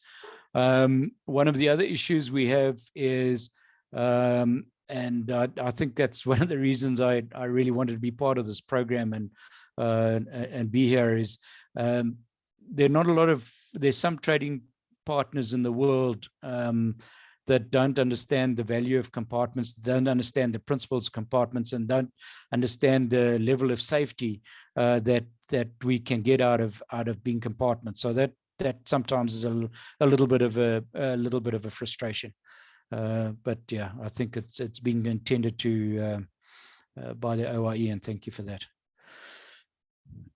So breakdowns. Okay, so we've had ASF cases in compartments in South Africa, one in November of 2020, one in March of this year. And part of, I also consult to farms in Africa. So I'm involved in a farm in Uganda, and I consult to a farm in Cameroon. So I have a small bit of a African context to these outbreaks. What's interesting in the two that broke in South Africa is those two compartments were not Pork 360 accredited. They had never come onto our scheme. And one of the things about Pork 360 is our frequency of audits is a little bit higher than within our compartments, which may be neither here nor there, but it's certainly something that we put into our discussion points in our debates around, how we're going to improve our compartments so that we have zero breaks going forward. The actual reason that ASF gets into these compartments sometimes really, really difficult to pinpoint. We certainly think that the case in March may have been that the biosecurity or the SOPs, the procedures around the entrance of staff into the on-farm feed mill may not have been as robust as it was into the pigs. The one in Uganda, we're pretty confident, we consulted widely, and maybe Mary Lou, I'm sure she's still listening. Mary Lou was asked many times to be in with some of the discussions around that particular case, and I'm sure she'd love to give some ideas of what she thought was happened there. But the crux of the matter is, and I think this is one of the biggest lessons for us in South Africa and for anybody who has compartments, is the amount of ASF in the immediate vicinity of those compartments had increased remarkably.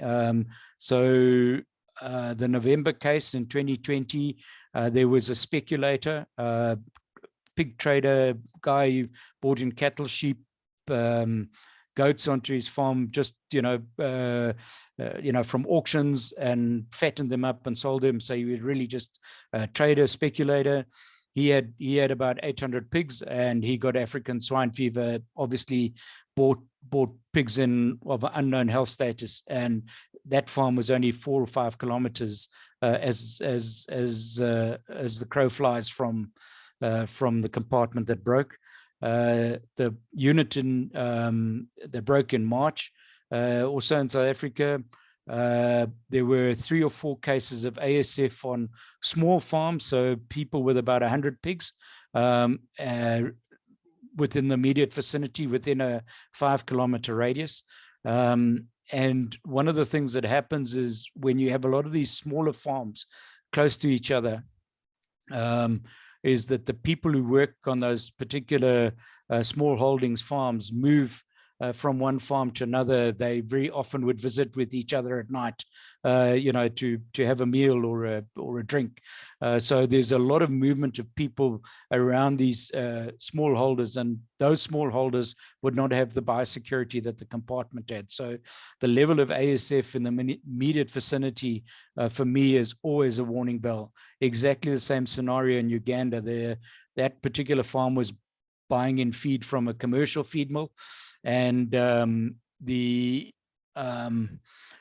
feed mill employs over 100 people, about 150 people, and there was pigs literally on the doorstep around the perimeter of that feed mill, where the feed mill workers were visiting, obviously, and living, and coming back to the feed mill every day to mix feed. So the biggest warning sign you can have in any one of these situations, in my opinion, even if you're a compartment, is if there's ASF around you and close to you, you need to be really, really wide awake. One of the reactions that we did is, in fact, even before we had ASF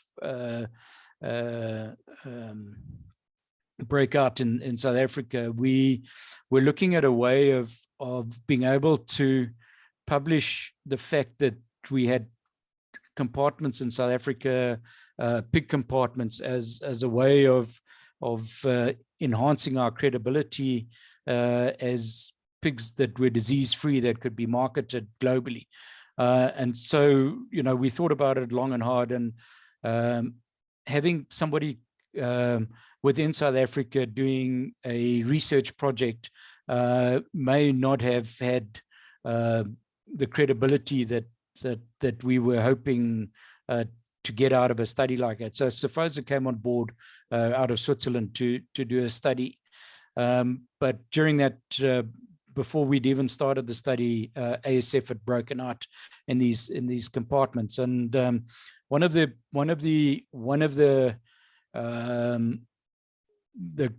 clear messages that came out, and it surprised a lot of us, was that the training we needed to do on farms and the awareness and recognizing the signs of ASF, even amongst the managers in the farm. So the study looked at, we did parallel studies. We sent the very same questionnaires to the veterinary consultants who visited the compartments in South Africa, and we sent questionnaires to all the unit managers. So we have quite a lot of multi-site farming in South Africa. So we actually honed down. So a company farm, family company farm that had 7 units, we actually sent 7 questionnaires to each of their unit managers, whether the guy was in the breeding site or on a weaner site or on a grower site. And we were trying to, trying to find out whether everybody knew how to stop ASF getting onto their farms. And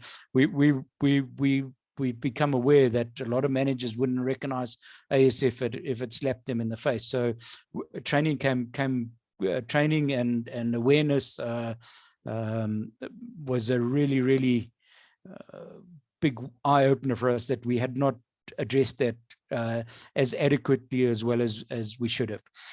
Also, part of what we're doing at the moment is we're going to revise our standards. So it came out of the study. One of the nice things that SAFOSA is, they were very complimentary about our VPN 39, that it was a good standard.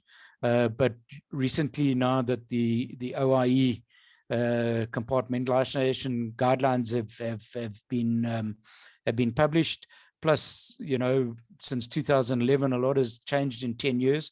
We're busy revising those standards to try and make them more robust. So I think, really in summary for us, compartments have worked. We realize that there's no system that's perfect.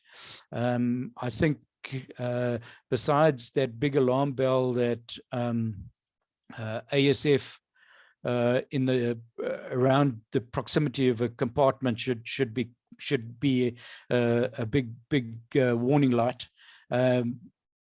We realize that I think a lot of our farmers think that compartment certificate on their wall that says you're accredited as a compartment is they feel that, okay, we've done all the work, we've been audited, we passed, and now everything's hunky-dory. The ASF virus can read signs, and they know it knows it should stay out. I think the wake-up call to everybody is that you got to live and breathe biosecurity. It's a 24/7 occupation, and we, as organized agriculture, as a producer organization, in partnership with our veterinary colleagues in the state. I think what we know we need to do is to encourage all of our farmers that are in compartments to be vigilant every single day of their lives, that you cannot take shortcuts, and that it's not one thing because you've got a shower block doesn't mean that you don't need to disinfect every parcel that gets delivered to the farm. You need to be very vigilant of how people move.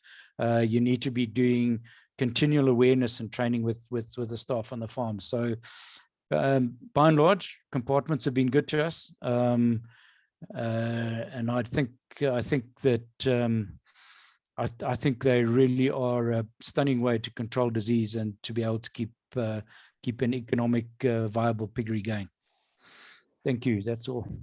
Thanks, Peter, for your very interesting presentation and bringing us to the reality, to moving really from the standard to the field.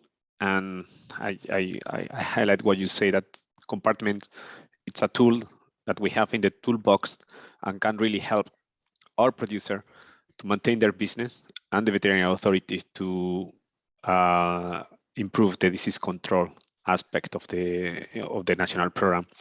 I want to also highlight something Charmaine mentioned, which compartment is not only about biosecurity. Biosecurity is key, but it is actually a system that requires good cooperation from the public and private authorities, or the private and public partner.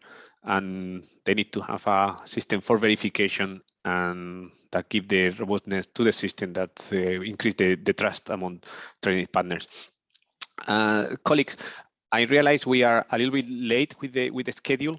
I would like to open the floor for any question you might have to any of us. So if you can raise your hands, we can take a few questions.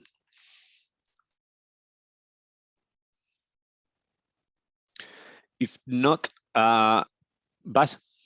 Yeah, Gregorio, it's not answering your question or making comments. I'm just saying, don't be too stressed about the time. It's likely that we will move the presentation by Noel, the introductory presentation on the import risk analysis framework to next week. So because the session 5 covers 2 days, we can even spill over into the 6th session. So I think it's an important subject to deal with, the one that you are dealing with today, and so please don't take any shortcuts on our account in any case. Thank you. Oh, thanks, Bas. That's really makes me feel better. I was a little bit stressed with the time, and we were planning to skip the quiz. So for what I'm hearing, Bas, you suggest that we should also maintain the quiz, isn't it? There is still a poll on this particular subject. Yes. Yeah. Okay. Okay, so how much time I have, Bas? How much time we do have, just to be completely sure and operate according to your schedule? I'm not sure. There's more than an hour left, but that includes Thomas's presentation on the SPS framework, and the discussion of last week's homework.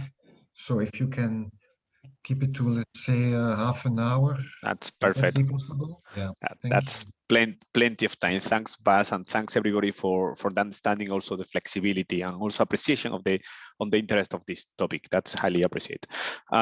Peter, I might go back to one of the comments our colleague Emmanuel from Uganda put in the chat, which is about the regular visit from the veterinary authorities. As put that in the context and highlight what I just said about decompartment is not only about biosecurity, it's all about biosecurity, but they also need to have a certain level of supervision and agreement by veterinary authorities. So our colleague Emmanuel is asking about regular visit, veterinary authorities visit. How often does it need to happen? Peter, over to you. Yeah, so Emmanuel, yeah, thanks for the question. We in our particular compartment system, because we have this shared responsibility that gets signed by both the consulting veterinarian and the state veterinarian. The state veterinarian only needs to do the audit, go physically to the farm once per annum. The consulting veterinarian no longer than 2 months in between visits. So typically 6 visits a year in an annual cycle. And then the serological tests get done every 6 months. So part of the what the state veterinarian needs to do is to make sure that the test, the collection of the blood samples is usually done by the private consultant when he's doing his consulting visit. And then the results are shared with the farm and with the state veterinarian. So, part of what he needs to have on his schedule is, farm A needs to supply me samples in May, or results of serological samples. Okay, I hope that answers the question. Peter. Emmanuel, feel free to intervene if you want to unmute, and you can take the floor if need so. If not, we can take another question from colleagues. Okay, thanks, Emmanuel. We take notes that answer your question. If there is, hi, Livio, over to you. Thank you, Gloria. Thank you. Maybe just to add on to that, Peter, from an interest perspective, sake, with the serological surveillance, how do you guys decide on the number of samples to test? Is there a framework that you set together? How is the surveillance program put together? Olivia, we use especially clever people like you to tell us how many samples to take. Consulting vets aren't clever enough to do that. Yeah, I'm not sure who worked out the stats, but it's obviously worked out on the sensitivity and the specificity of the tests and the likelihood, what the prevalence would be if you had an incursion of one of those diseases. You know, the interesting thing is what happens with our neighbors when we have ASF or FMD, very often what they insist on, and I think 100% correct, is they will stop taking pork from those compartments until there's been a visit, a clinical visit by the consulting vet, because you know the serological tests tell us something has happened in the past. The clinical surveillance is much more important. So you know, you know, we could start a debate on whether having serological tests is actually necessary, whether, you know, more robust regular passive surveillance wouldn't be safer or more indicative of the health of the unit. I think that's a very important point that you mentioned there, and it comes back to the partnership and the involvement of the veterinarian in the production system. With ASF specifically, I think regular farm visits, monitoring of morbidities or mortalities are critical to maintaining the status. There's no doubt that the serology plays a role, but I agree with you, specifically with African swine fever. If you're seeing it on serology, you probably know it's there already. So it's not going to come to us as a surprise if some of your animals test positive on serology. You would have seen the mortalities already. In terms of the numbers, yeah, it's quite interesting because I wasn't sure whether the numbers are actually prescribed by veterinary service, the number of samples to be taken at each visit or each serology for the active surveillance. So that's actually determined by the state, or it's not prescribed by the state veterinarian or the system. It's a decision that can be taken by the consulting veterinarian, as I understand it. Thank you. No, Olivia, it's actually the sample size is in the VPN 39. So okay, the sample size is maximum is 11. I think up to 200 animals, it's like 8 or 9. But when you're over 200 animals, it's 11. And it has to. We need to take samples from different groups of pigs. So if it was a farrow to finish unit, for instance, the idea is you'll sort of take 3 from the breeding herd, take 3 from weaned pigs, and 4 or 5 from the grower pigs to make up the 11. And then an additional, if there's a multi-site flow, it's a minimum of 5 samples per site, but it needs to be the same flow. So you might have a sow, weaner, and a grower site, and so it'll be 15 samples, 5 from each of the 3 sites that make up that flow of pigs. That's clear. Thank you very much. Thanks, Gloria. Thanks, Olivia, for this interesting discussion, and Peter. Allow me, colleagues, to also refer to the guidelines on compartmentalization. There is a full section on surveillance. So if you go to part 1, you will explain that there is well described what are the principles of surveillance, this internal and external surveillance, covering what just Livio and Peter has been discussing. And there is also some specific tools in the toolbox where you can get all this information on how to run surveillance with 2 purposes. One is to demonstrate freedom, demonstrate that your compartment is free, and also for early detection, to guarantee that, you know, if there is some incursion, you will be able to detect the incursion soon enough that will not put anybody at risk. So again, I encourage you to go back to the guidelines and read, and then you will find practical example of how to implement surveillance in the context of compartment. Thanks for that, Livio and Peter. I think we might have time for another question, if there is from the floor. If not, we might be able. There's something in the chat about traceability in compartments. Yeah. All right. Oh, my good friend Emmanuel from Namibia. Hi, Dr. Ikufe. He's asking about the traceability in compartment.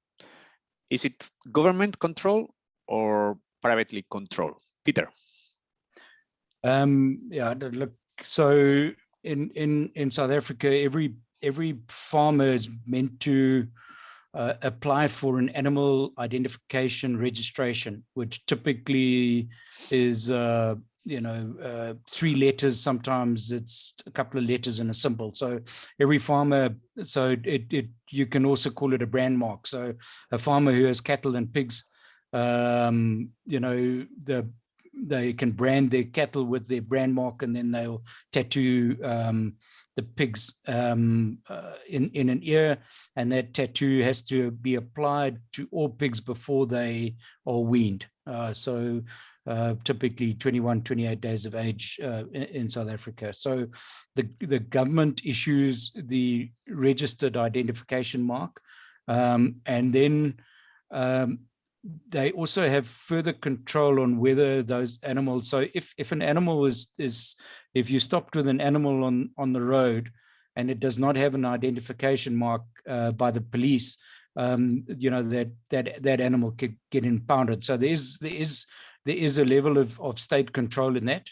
And to registered abattoirs, all animals that are sold at a registered abattoir have to have that official identification mark appearing either in an ear or as I said, as a brand mark.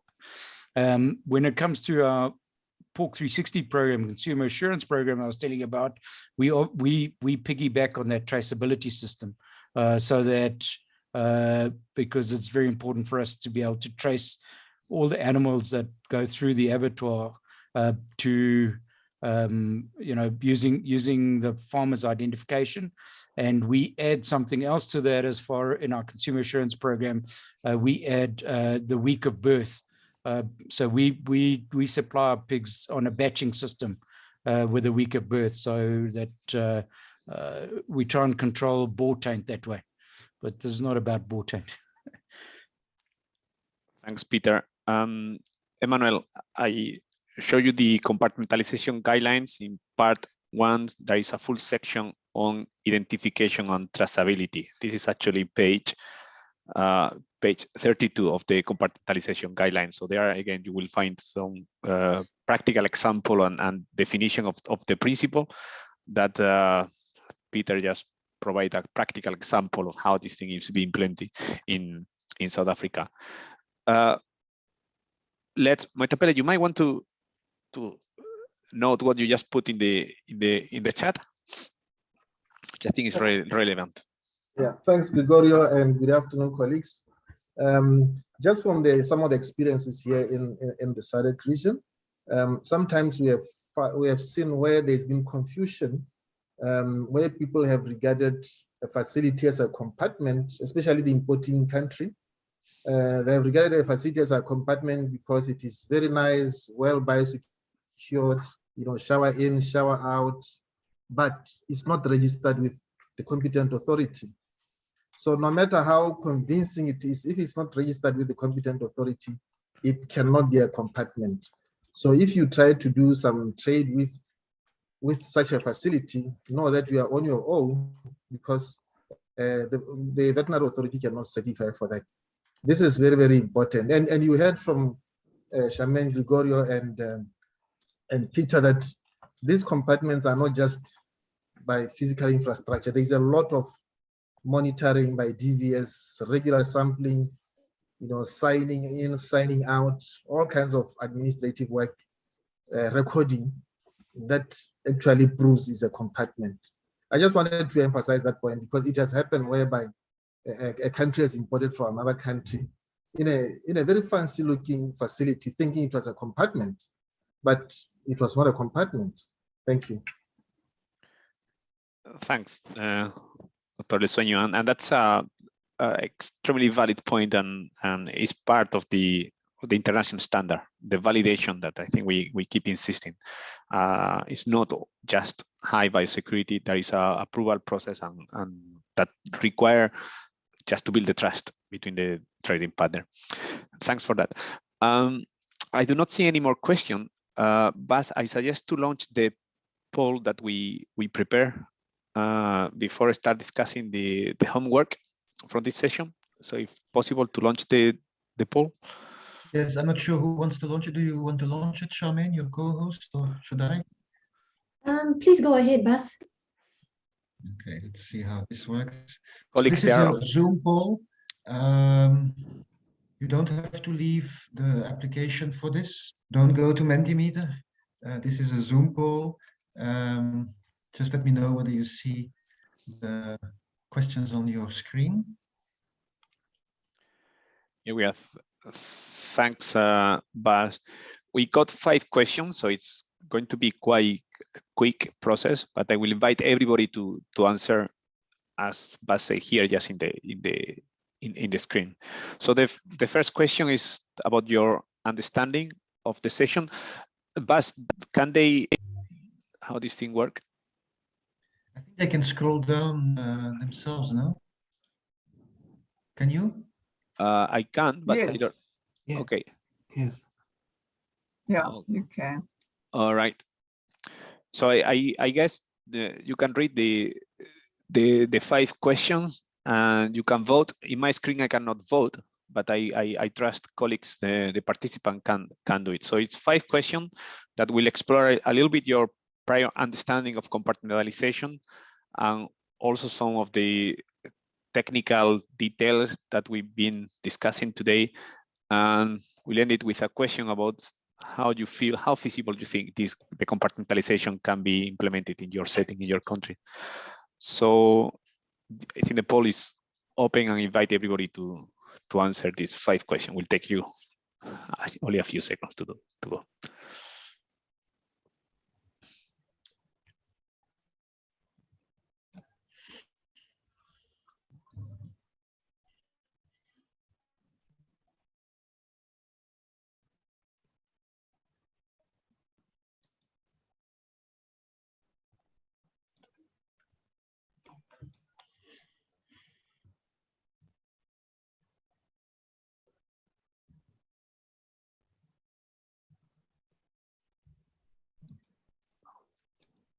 Okay, I see already people providing some answer, so we'll give a few more seconds.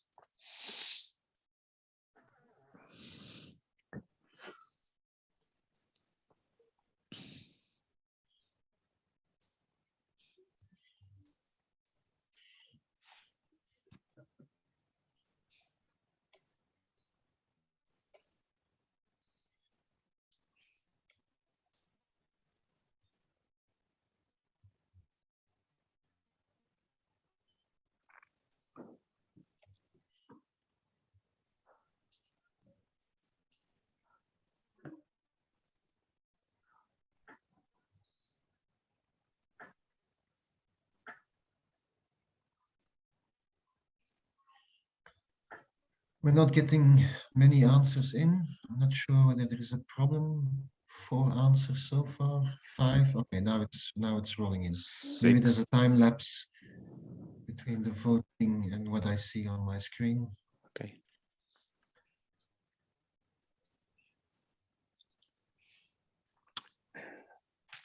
We got 37 participants, and I hope we get at least half of them answering the questions. Yeah, we are. It's coming in. Thanks for that.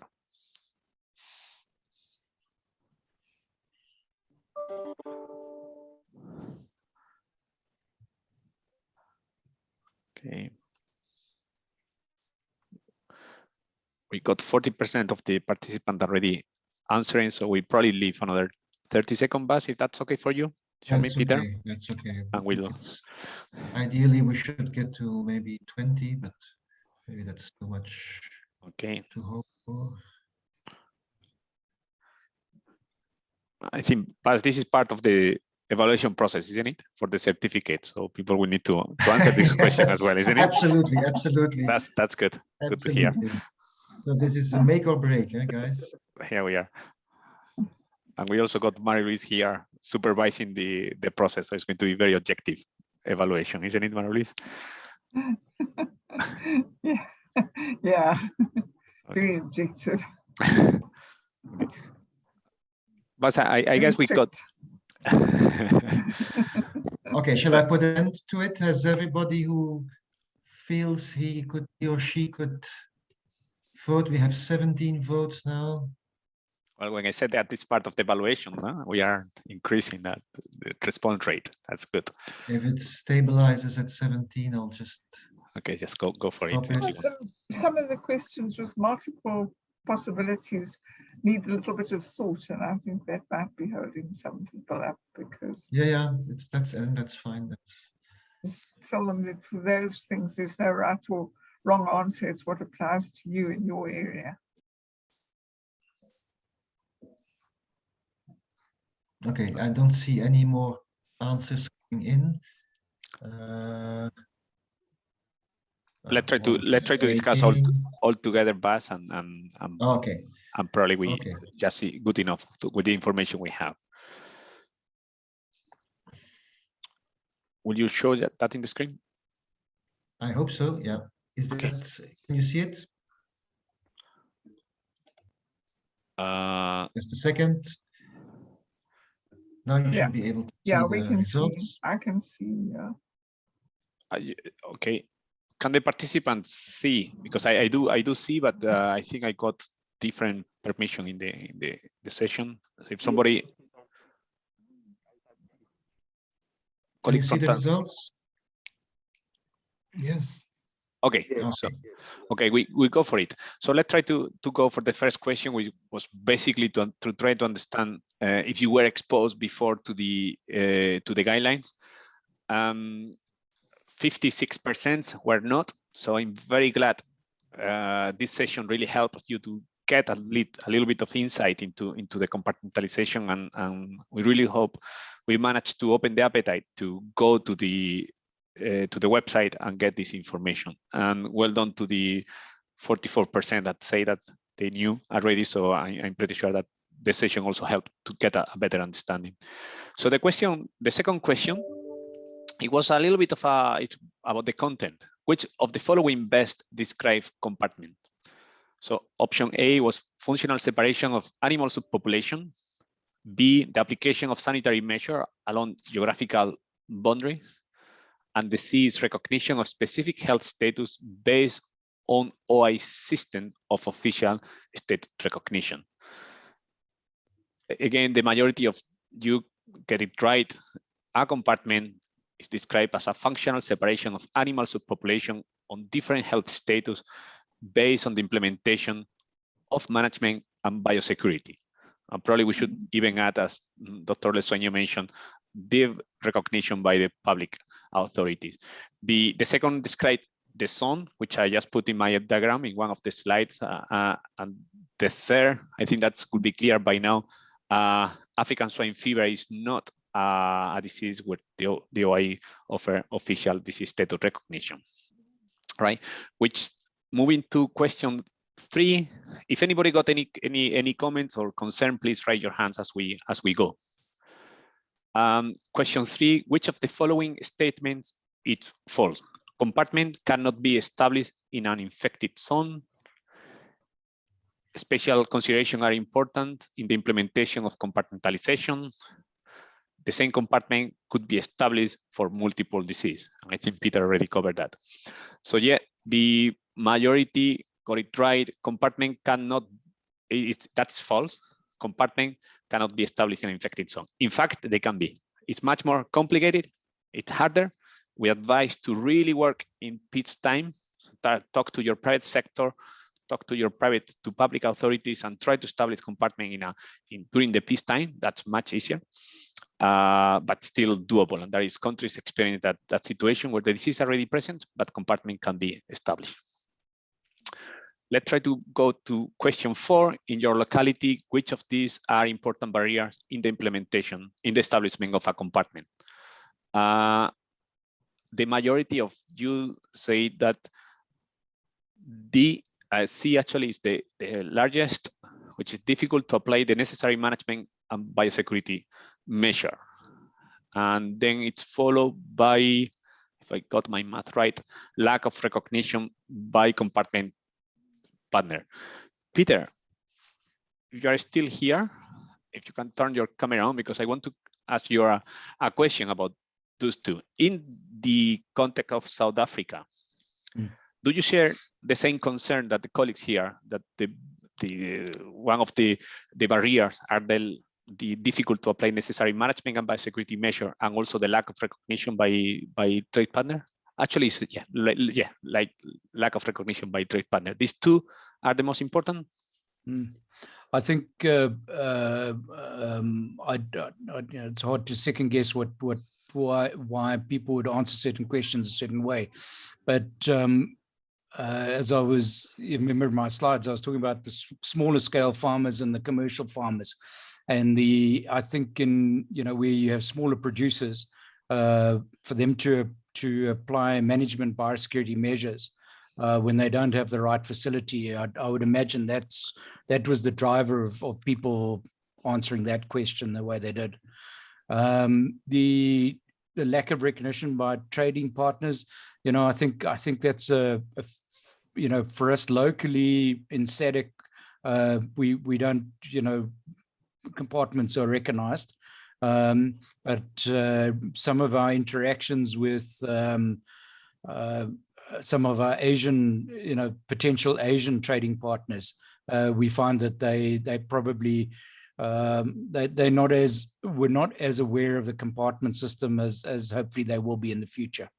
I know there are quite a few Europeans on here. I think one of our other frustrations in South Africa is, we have a pretty healthy pig herd from a viral point of view, and sometimes can't understand why we can't export pork into Europe, because we can control ASF in our compartments. So, those are, all of these things eventually are bilateral discussions, and I think that comes out in in different forums and platforms when you discuss these kind of things. I hope that answers.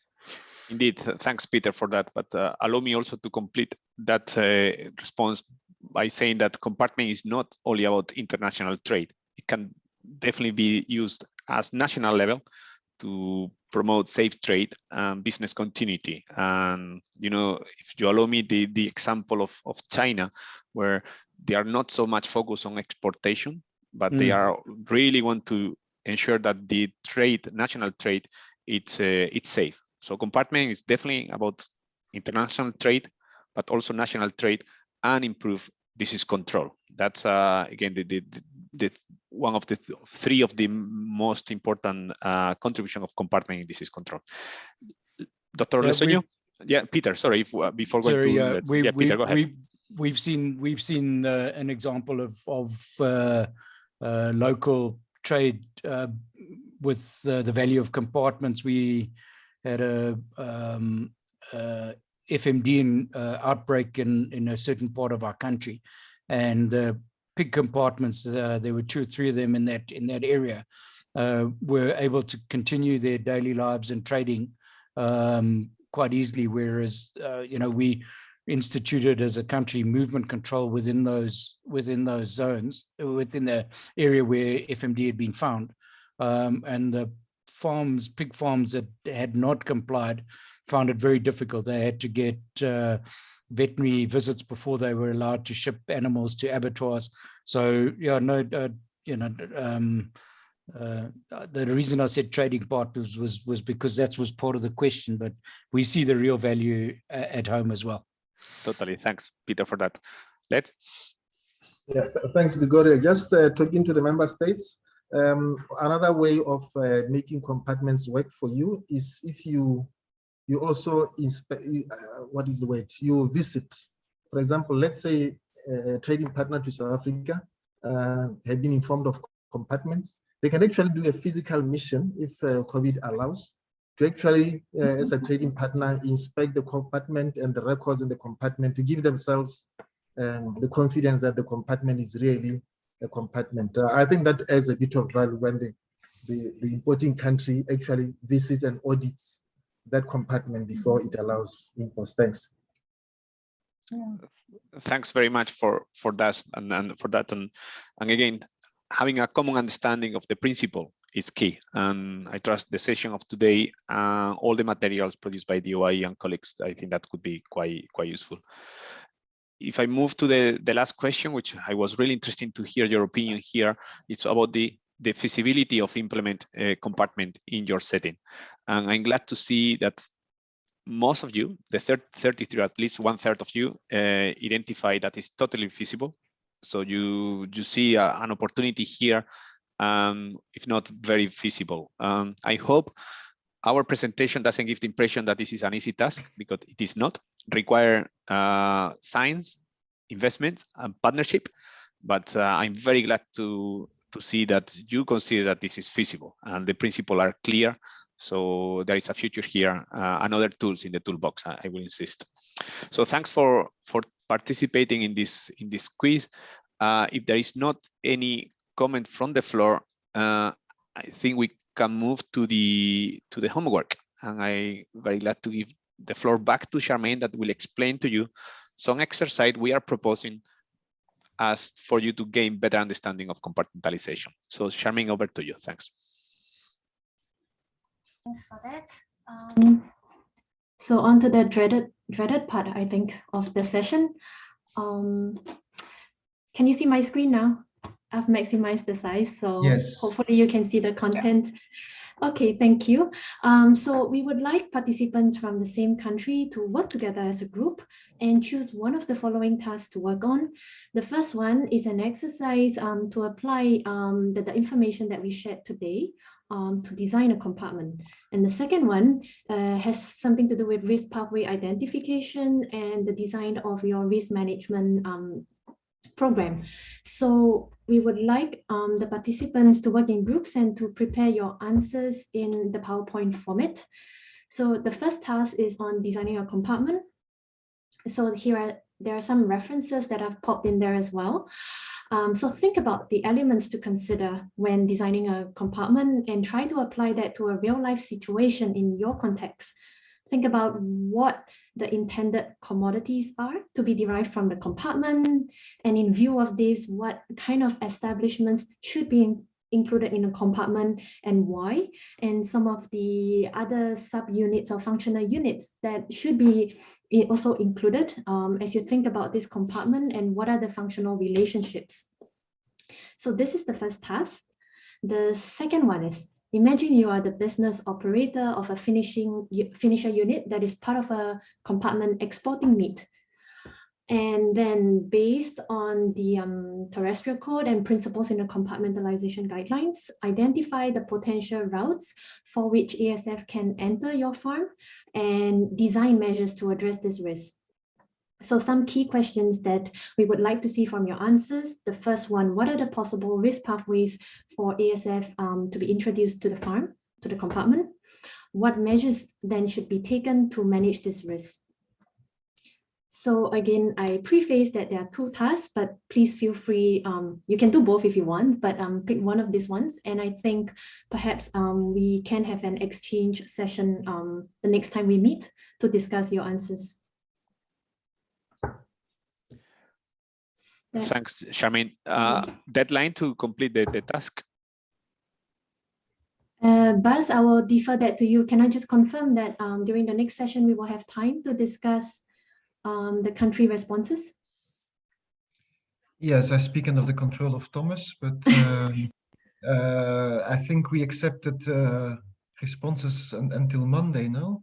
Next Monday? Thomas, is that correct? Yes, yes. So it gives you very little time to process the information, of course, but so Monday by noon, I think we will cut off and then send the responses to you. And I'm sure Thomas will also share this little PowerPoint with the participants so that they can use it to prepare their answers.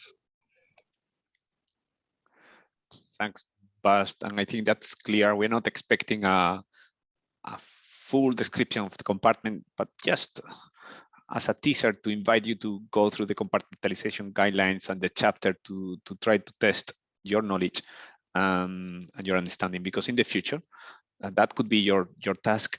And as Peter mentioned, it could really benefit the industry in your country and disease control in your country. So it's important that you allocate a little bit of time to go through the task and the material Charmaine, Peter, myself provide to you today.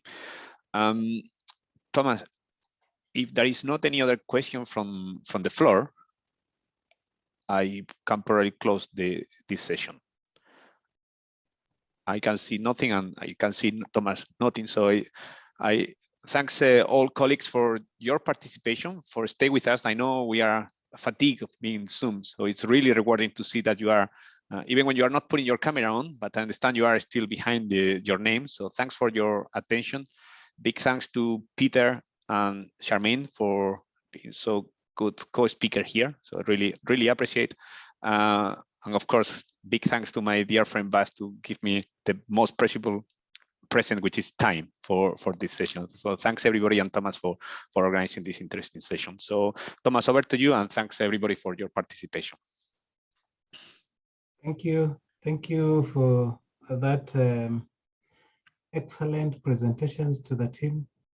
If you were in Nairobi today, it would have been a big celebration for the team and all the participants. But we have reached a time. I want to propose that we take a 5 minutes break so that when we come back, I will just do an overview of the SPS agreement and obligations for member countries. And after that, we will have a time to go through the presentation of the task from the last week's topics. And this time round, we are going to give a chance to the country participants to randomly present what they put together to all of us, so that we can have a feel of how they thought about and how they came with those answers. Thank you. 5 minutes start now.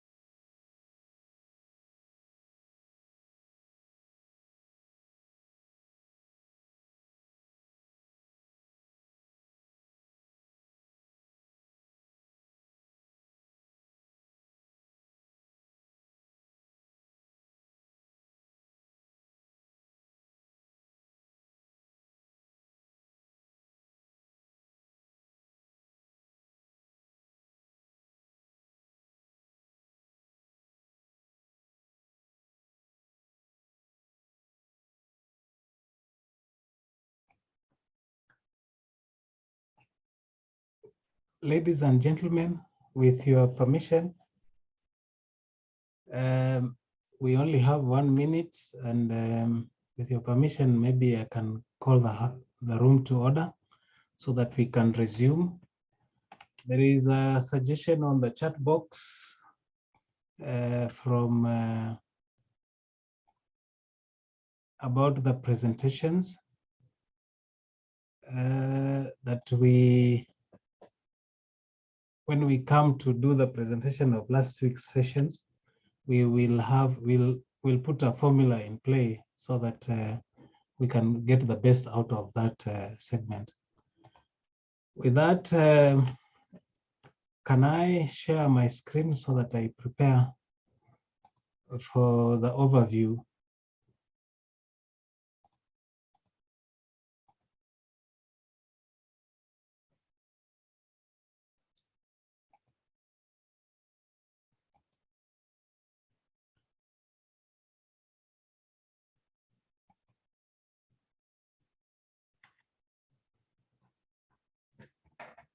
So as we recollect together, I had, I don't know if you can see my screen with the presentation. I require a confirmation from. It's fine, Thomas. Okay. I have very few slides, in fact, 17 of them, and the active slides are only 15. And I wanted to refresh your memories about the agreement on the application of sanitary and phytosanitary SPS measures. And this is one of the WTO agreements, and the WTO is World Trade Organization. Unlike OIE, it has 164 member countries, and 25 are currently negotiating for their WTO membership, which includes Algeria, Comoros, Equatorial Guinea, Ethiopia, Libya, Sao Tome and Principe, Somalia, and South Sudan in Africa. And it is actually an organization which has agreements which cover goods, services, and intellectual property rights. And one of those agreements, the first agreement was establishing the WTO, and the others, which groups categorizes SPS, is the ones which deal with standards and safety. And it is the SPS agreement and the TBT agreement. And so what is the agreement all about? The agreement comprises 14 articles and 2 annexes to protect human, animal, plant life or health, provided that the sanitary measures must be arbitrary and inconsistent with provisions of this agreement, and must be applied to the extent necessary to reasonably and effectively manage overall risk. Sanitary measures must not be disguised trade barriers, should not distort or divert trade, and they must be technically operational and economically feasible. For example, the SPS measures is that is like a measure taken to protect human life from animal carried diseases, and this is like the case of swine flu, and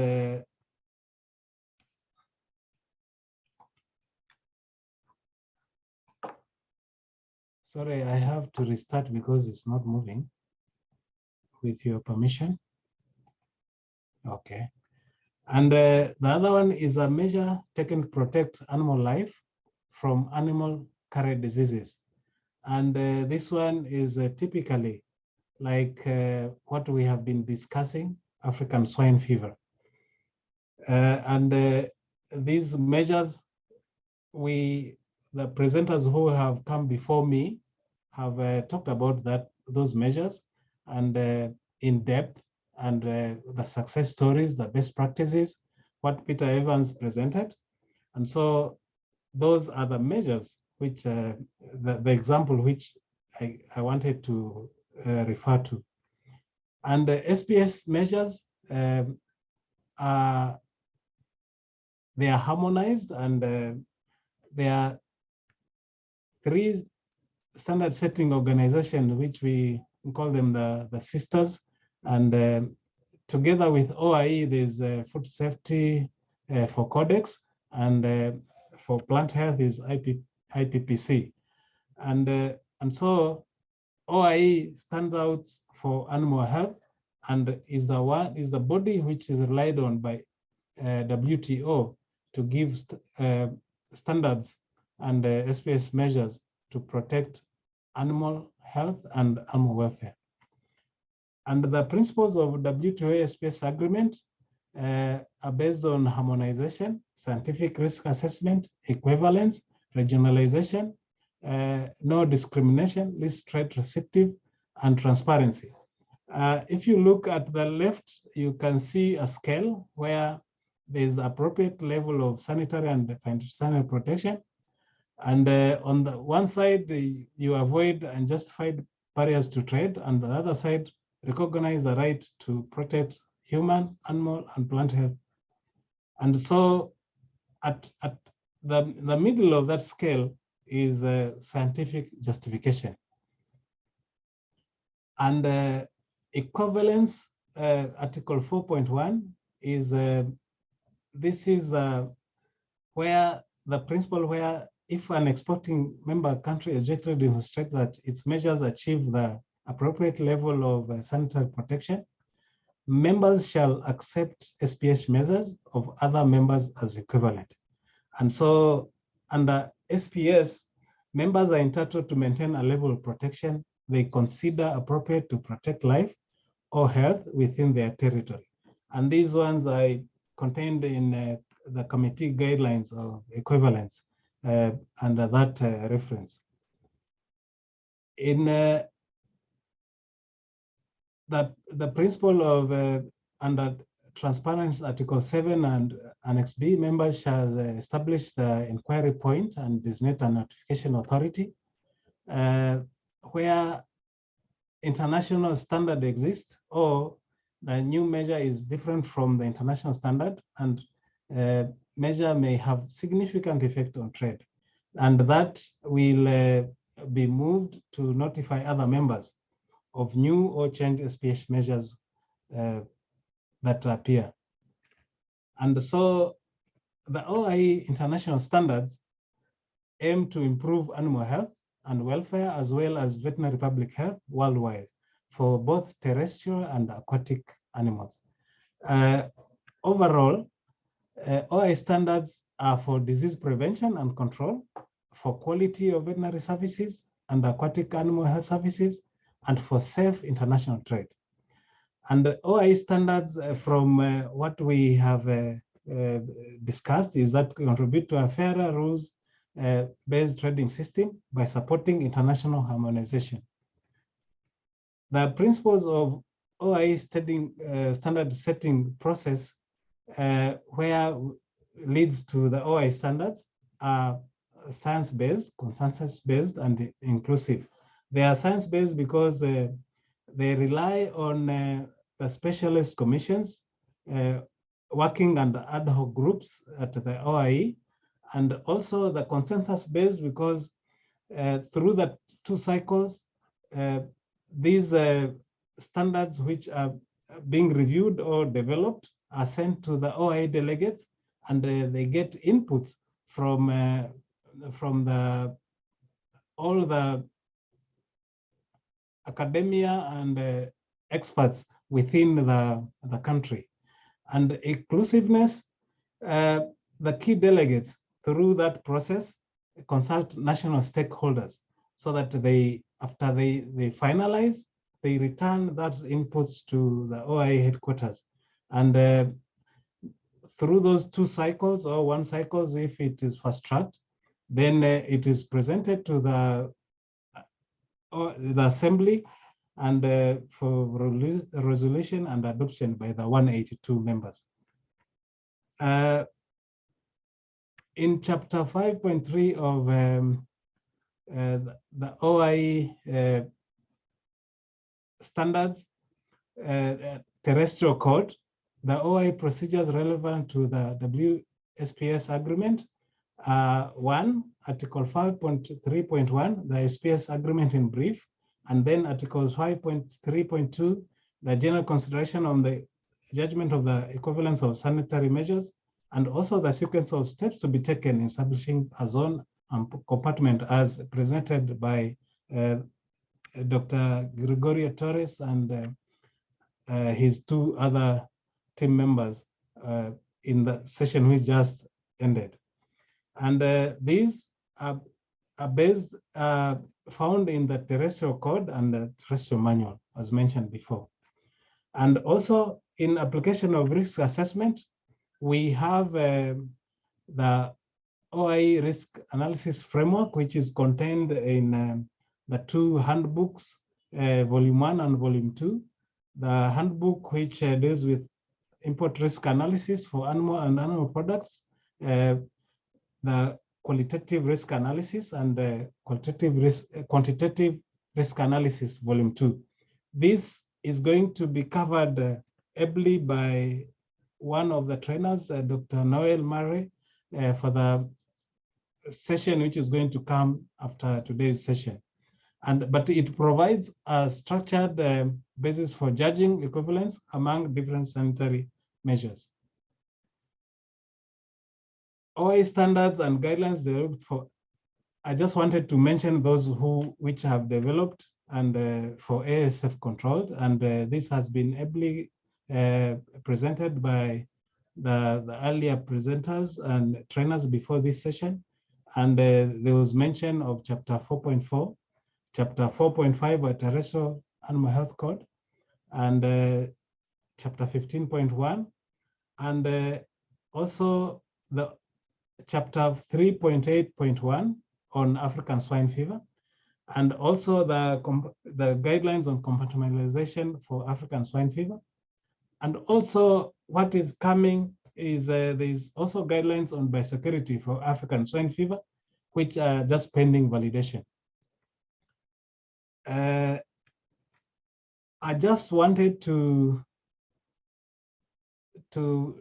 bring this slide to share with you about the linkage between data sources and OIE standards. And there are also external data sources and internal, which inform the development and review of standards.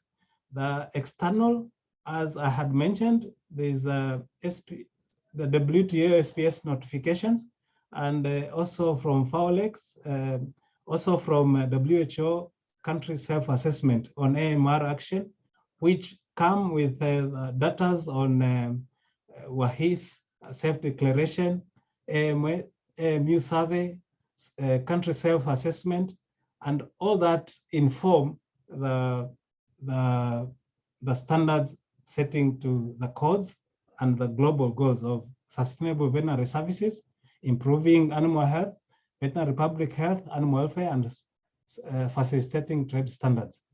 I would want to just come out of this presentation so that I go to show you the examples of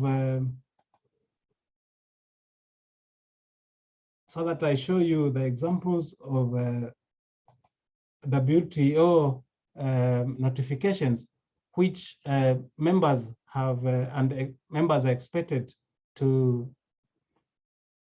take part as we go on this. So I want to share with you. Good. I want to share with you those two of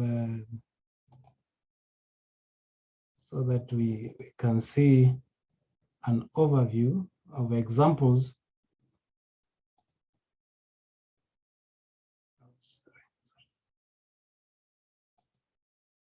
not that one. Let me stop sharing that. There is an example of the WTO notifications which I wanted to share with you, and so that you can actually appreciate this one, yeah, that one.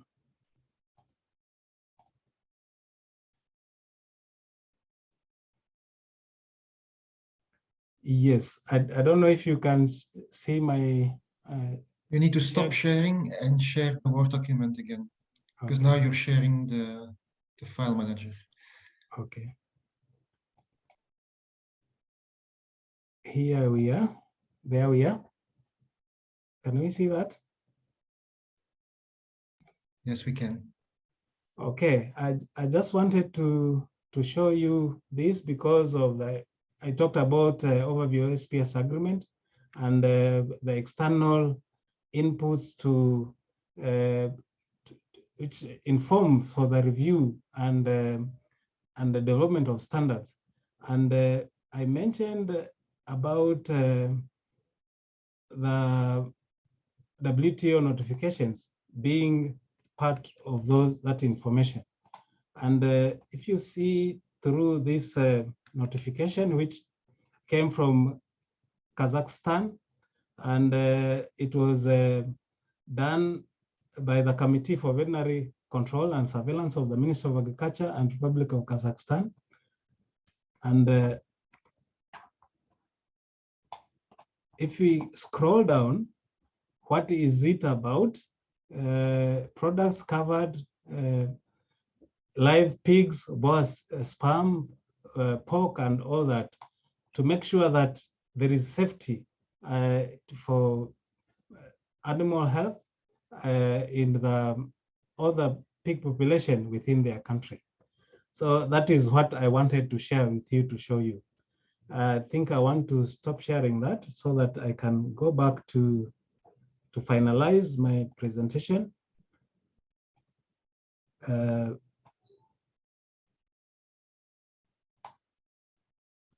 And the last slide, if I can go.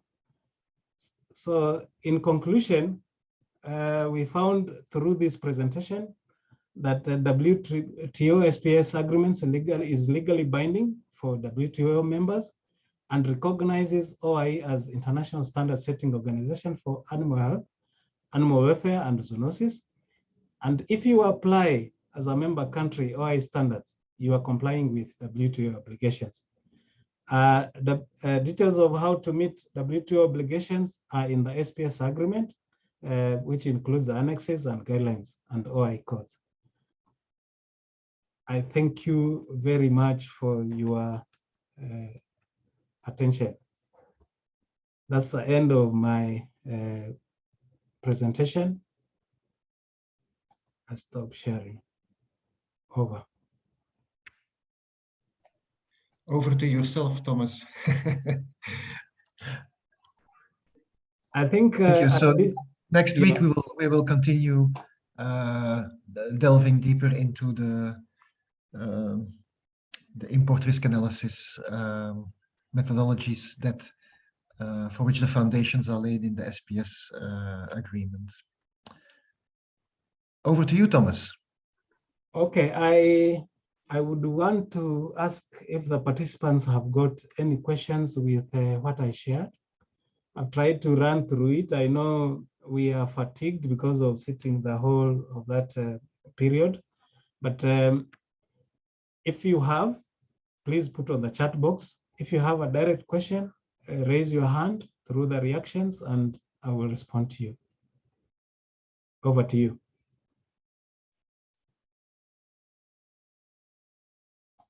I don't see any questions.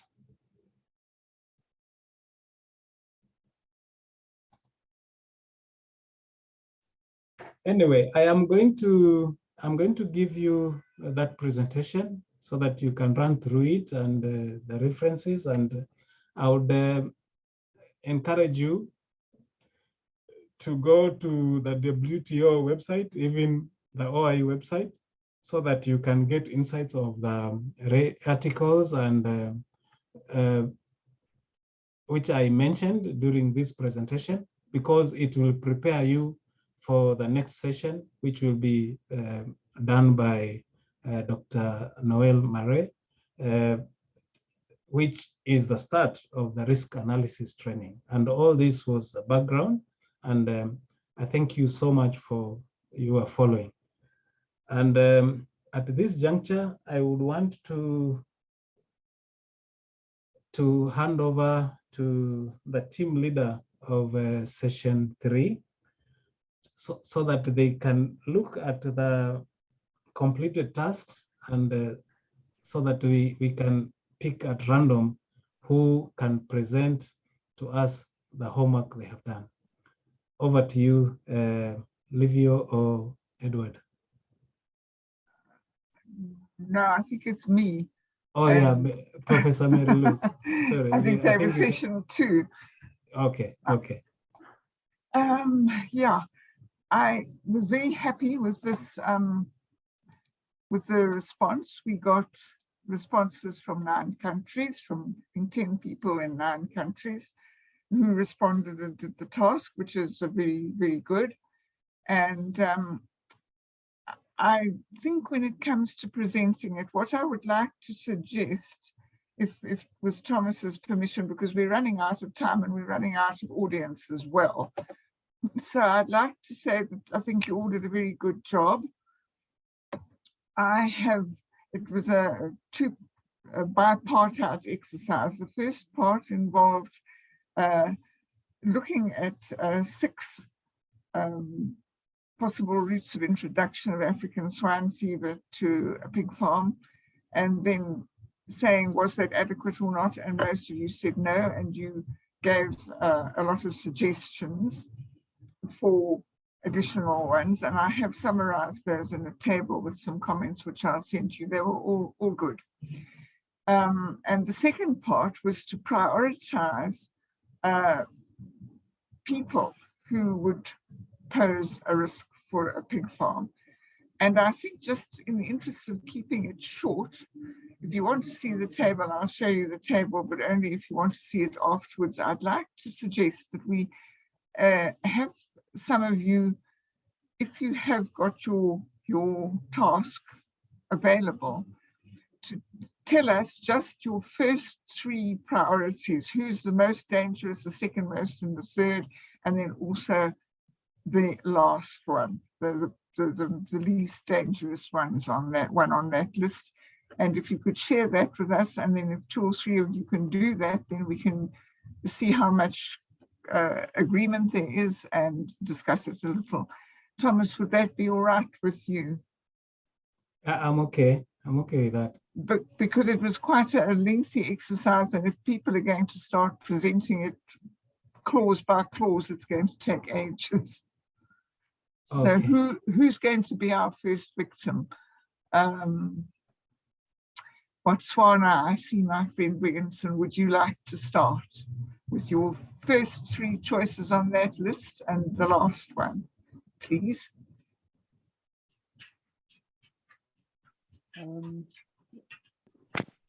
Hello? Professor, oh, okay. Hello? Hello, oh, right. We so can hear you. Okay, Yeah, yes. you can hear me. Yes, please go ahead. All right.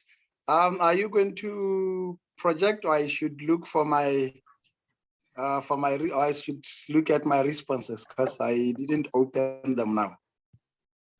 I can project. I just have to open it, get it to the bottom here. And then, yeah, then I need to share my screen.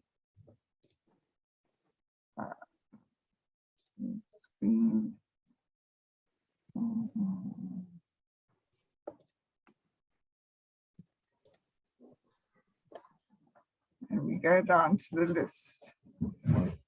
Okay, so your 3 choices are the middleman, transporters, and pig farmers. And you've given good reasons for that. And your least risk, well, we won't talk about others, but would have been farm visitors. And that, of course, depends to a certain extent on what they're carrying with them. So above those, you have border control officers and police law enforcers. Yes. So would you like to just talk to that a little bit? I'm going to note down who they were and we'll see how much agreement there is with the others. All right. The pig farmers mainly because if you have the outbreak and then you have some of the pig farmers, that would be, some of the pig farmers are likely to try to cut their costs by trying to sell their animals to those people who might not be aware of the outbreak situation in their area. So that is because we have some of the farmers that are not very responsible within our farming communities. So they are some of the most dangerous people when we have the outbreak, because when you sell live pigs, they'll be shedding the virus through all the secretions. So when you sell those live pigs, they'll be bought by possibly farmers who are likely going to keep them to improve their stock, which means they can spread the disease easily to wider areas. And also the other one, what was my second one again? Was your farmers were your third one, actually. Your first one was the middlemen, and the second one was the transporters. Okay. The transporters here mainly is because they'll be transporting pigs from one place to another, one farm to the other, also from farms to the markets. So if there are no enough biosecurity measures, transporters are likely to spread the virus in various paths through transporting pigs to the markets from one farm to another farm. So they are also effective spreaders of the disease through formats from one farm to the other. Even middlemen, it just depends on the role that the middleman plays. Some of the middlemen, it depends anyway, maybe from country to country, but some of the middlemen, they do not even come in contact with animals. They just discuss with the farmer and the buyer.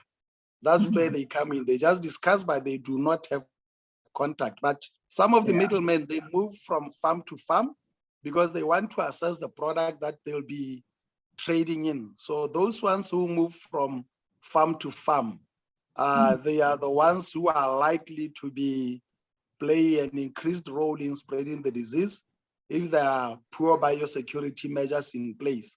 Or sometimes it's because maybe people are not aware of the disease. So the middlemen will just be moving around because for them, it's not about disease control, it's about making a sale.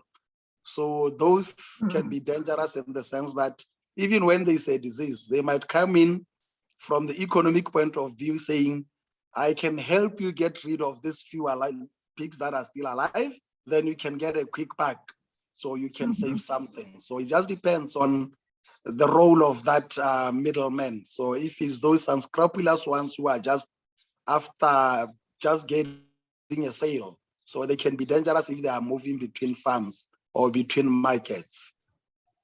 That's how I. Yeah, I think that's good. And of course, the traders themselves who are selling the whole pigs, you have them down as very high risk. Yes. Because they're directly buying possibly infected pigs from farms and selling them on. Yes, yes. Thank you very much for that. And then you said that visitors, let me see who was there. Oh, the police and the law enforcers. Yeah, I agree with you. I think they're very low risk, really, because they seldom come near the farms. Yes, that's my take also. I mean, if there is a roadblock, that's a different thing. We had occasional cases with the foot and mouth roadblocks where some of the police were not being totally honest, and then they were spreading foot and mouth by taking piglets that were possibly infected, that had been, instead of confiscating them, they offered them to the young ladies in the village to be nice and friendly to them. So that isn't a good idea. Not at all, not at all. So thanks very much. Who would like to go next? I'll tell you what, has anybody that they can remember got a different 3 top risky people, somebody else who's there, who they felt was a very high risk? Or should we just take somebody randomly?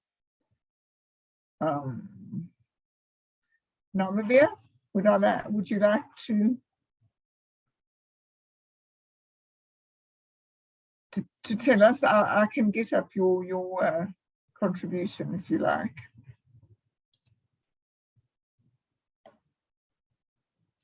Namibia is very quiet. Are we connected? The two from Namibia. Who would someone from Namibia like to put up their hand to share with us?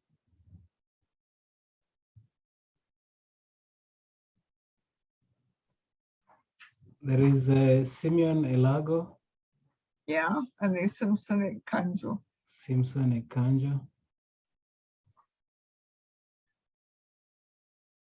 Apologies, we do not have a mic. Okay, I accept that. What I think I can do is, shall I just pick one of your, pick the Namibia contribution, and we can just, well, no, it's not fair, then they can't comment on it. Let's get somebody else.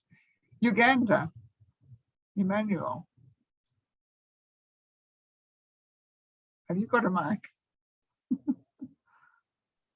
Hello. Hello.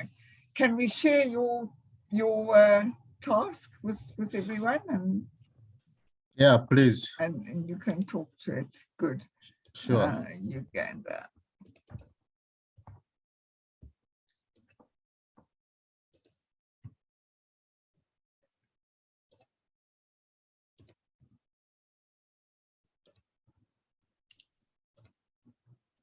Let's see who you put at the top of the list. Oh, you got middlemen now. You've got traders and pig farmers, and let's see who your third one was. Farm visitors. I'm inclined to agree with those. So yeah, we've rather covered the pig farmers and the traders. Would you like to talk about the visitors a little bit and explain how they can be a danger to the farm? I beg your pardon? Would you like to tell us how you see visitors as being quite near the top of the list? I agree with you, but would you like to expand on the fact that they ignore biosecurity measures and move around? Why they might bring it, yeah. Okay, go ahead. The visitors, the situation is that the visitors tend to carry a lot of advice. When there is, for example, an outbreak, they detect it in the neighborhood. They tend to visit their friends and they move the gospel of the presence of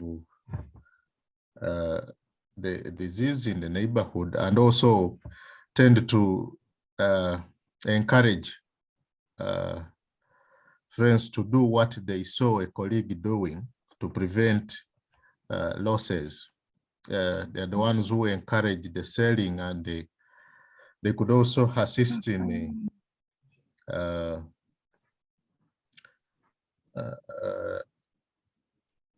moving from farm to farm. Yeah, that's true. And another thing that we have thought was a risk was when somebody his pigs get sick and he gets very worried. So what he does is he goes off and visits his friend who's got pigs, who he thinks knows more about pigs than he does. It doesn't change his shoes. He goes on, he says, oh, can I have a look at your pigs? Oh, they're looking nice and healthy. And a few days later, they're not looking nice and healthy at all, because he had blood on his boots or something like that. So that's another way they can be very dangerous. Yeah, and this is common in the small scale producers who normally have a few pigs, because the large commercial producers have very good biosecurity, and they tend to prevent this. But the visitors are a big problem with the small scale producers. Yeah, thank you very much for that. I'm going to see if I can find another victim. Have we? Hello, Prof. Hello. Yeah, Namibia is ready to present according to the chart. Good. Yes, they've posted on the chart. Yes, okay, that's great. Well, then all right, cheers. I'll get their presentation up, and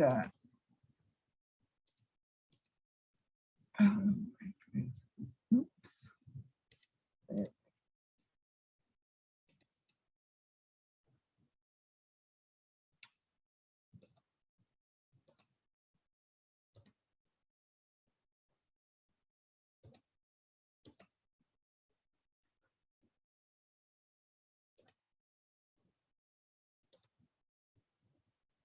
Yeah, this is Namibia. So, okay, can you hear me? Yes, I can. Go ahead. All right. Okay, thank you. Yeah, for Namibia, we have put our the transporters at number 1. The reason being that these transporters they visit too many farms, and in most cases their vehicles are not disinfected. So this is a guy that is interested in getting paid. The more pigs he can transport, the better. He does not care about any disease at all. So we think the transporter presents the highest risk. Yeah, I agree. It's a high risk. Yes. Yeah. Number 2, we have the middlemen. The middlemen present the same risk as the transporter. He works with a lot of pigs from different farms on a daily basis. Same apply also here. The middleman does not care about disease. He's all interested in the profits. Yeah. So this is not a guy that you want to visit your farm. You're right. We call them speculators in South Africa. Similar in Namibia, we call them speculators. They don't have respect for all or for anything. And the number 3, we do have the pig farmers. Yeah. So the reason we put pig farmers at number 3 is that they are a risk to themselves and also to other farmers.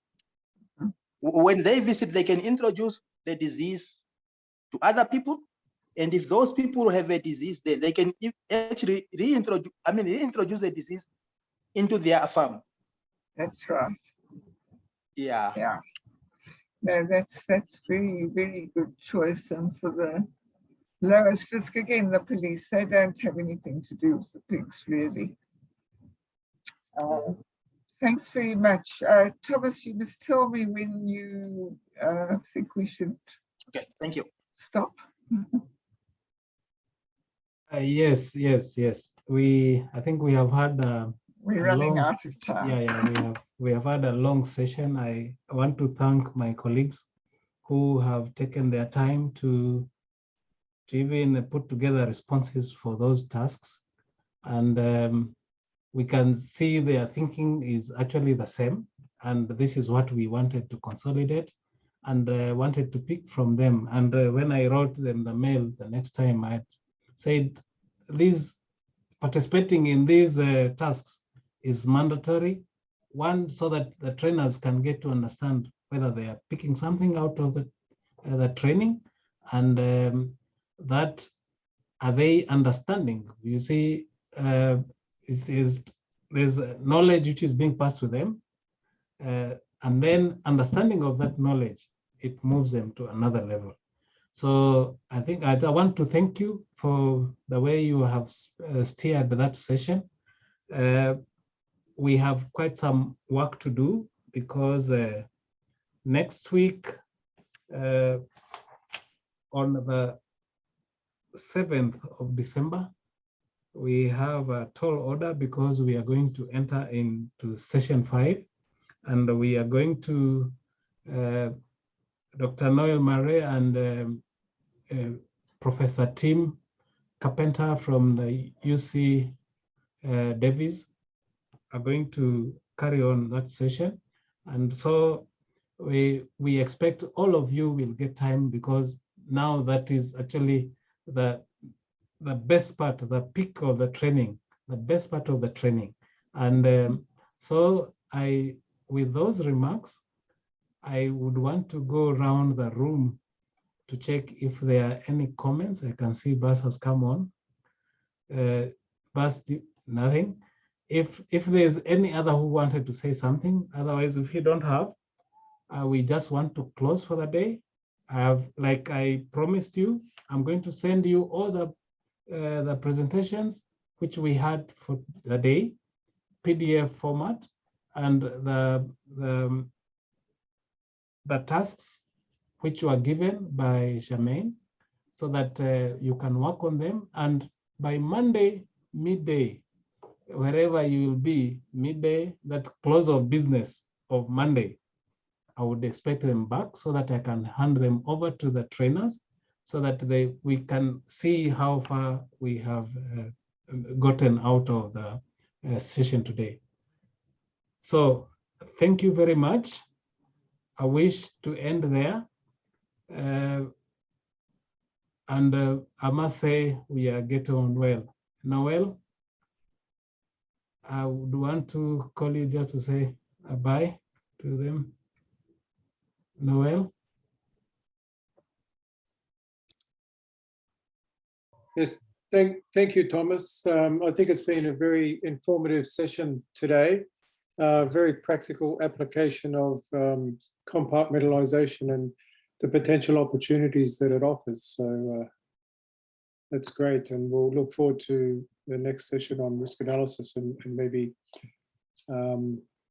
further progressing the excellent work that's been done to date. Thank you. Okay, bye colleagues. Let's touch base next week, Tuesday. Bye-bye, and I wish you a good evening, good afternoon, wherever you are. Thank you. Bye. Bye-bye. Bye. Bye-bye. Bye. Thank you. Goodbye. Thank you. Thank you. Thank you.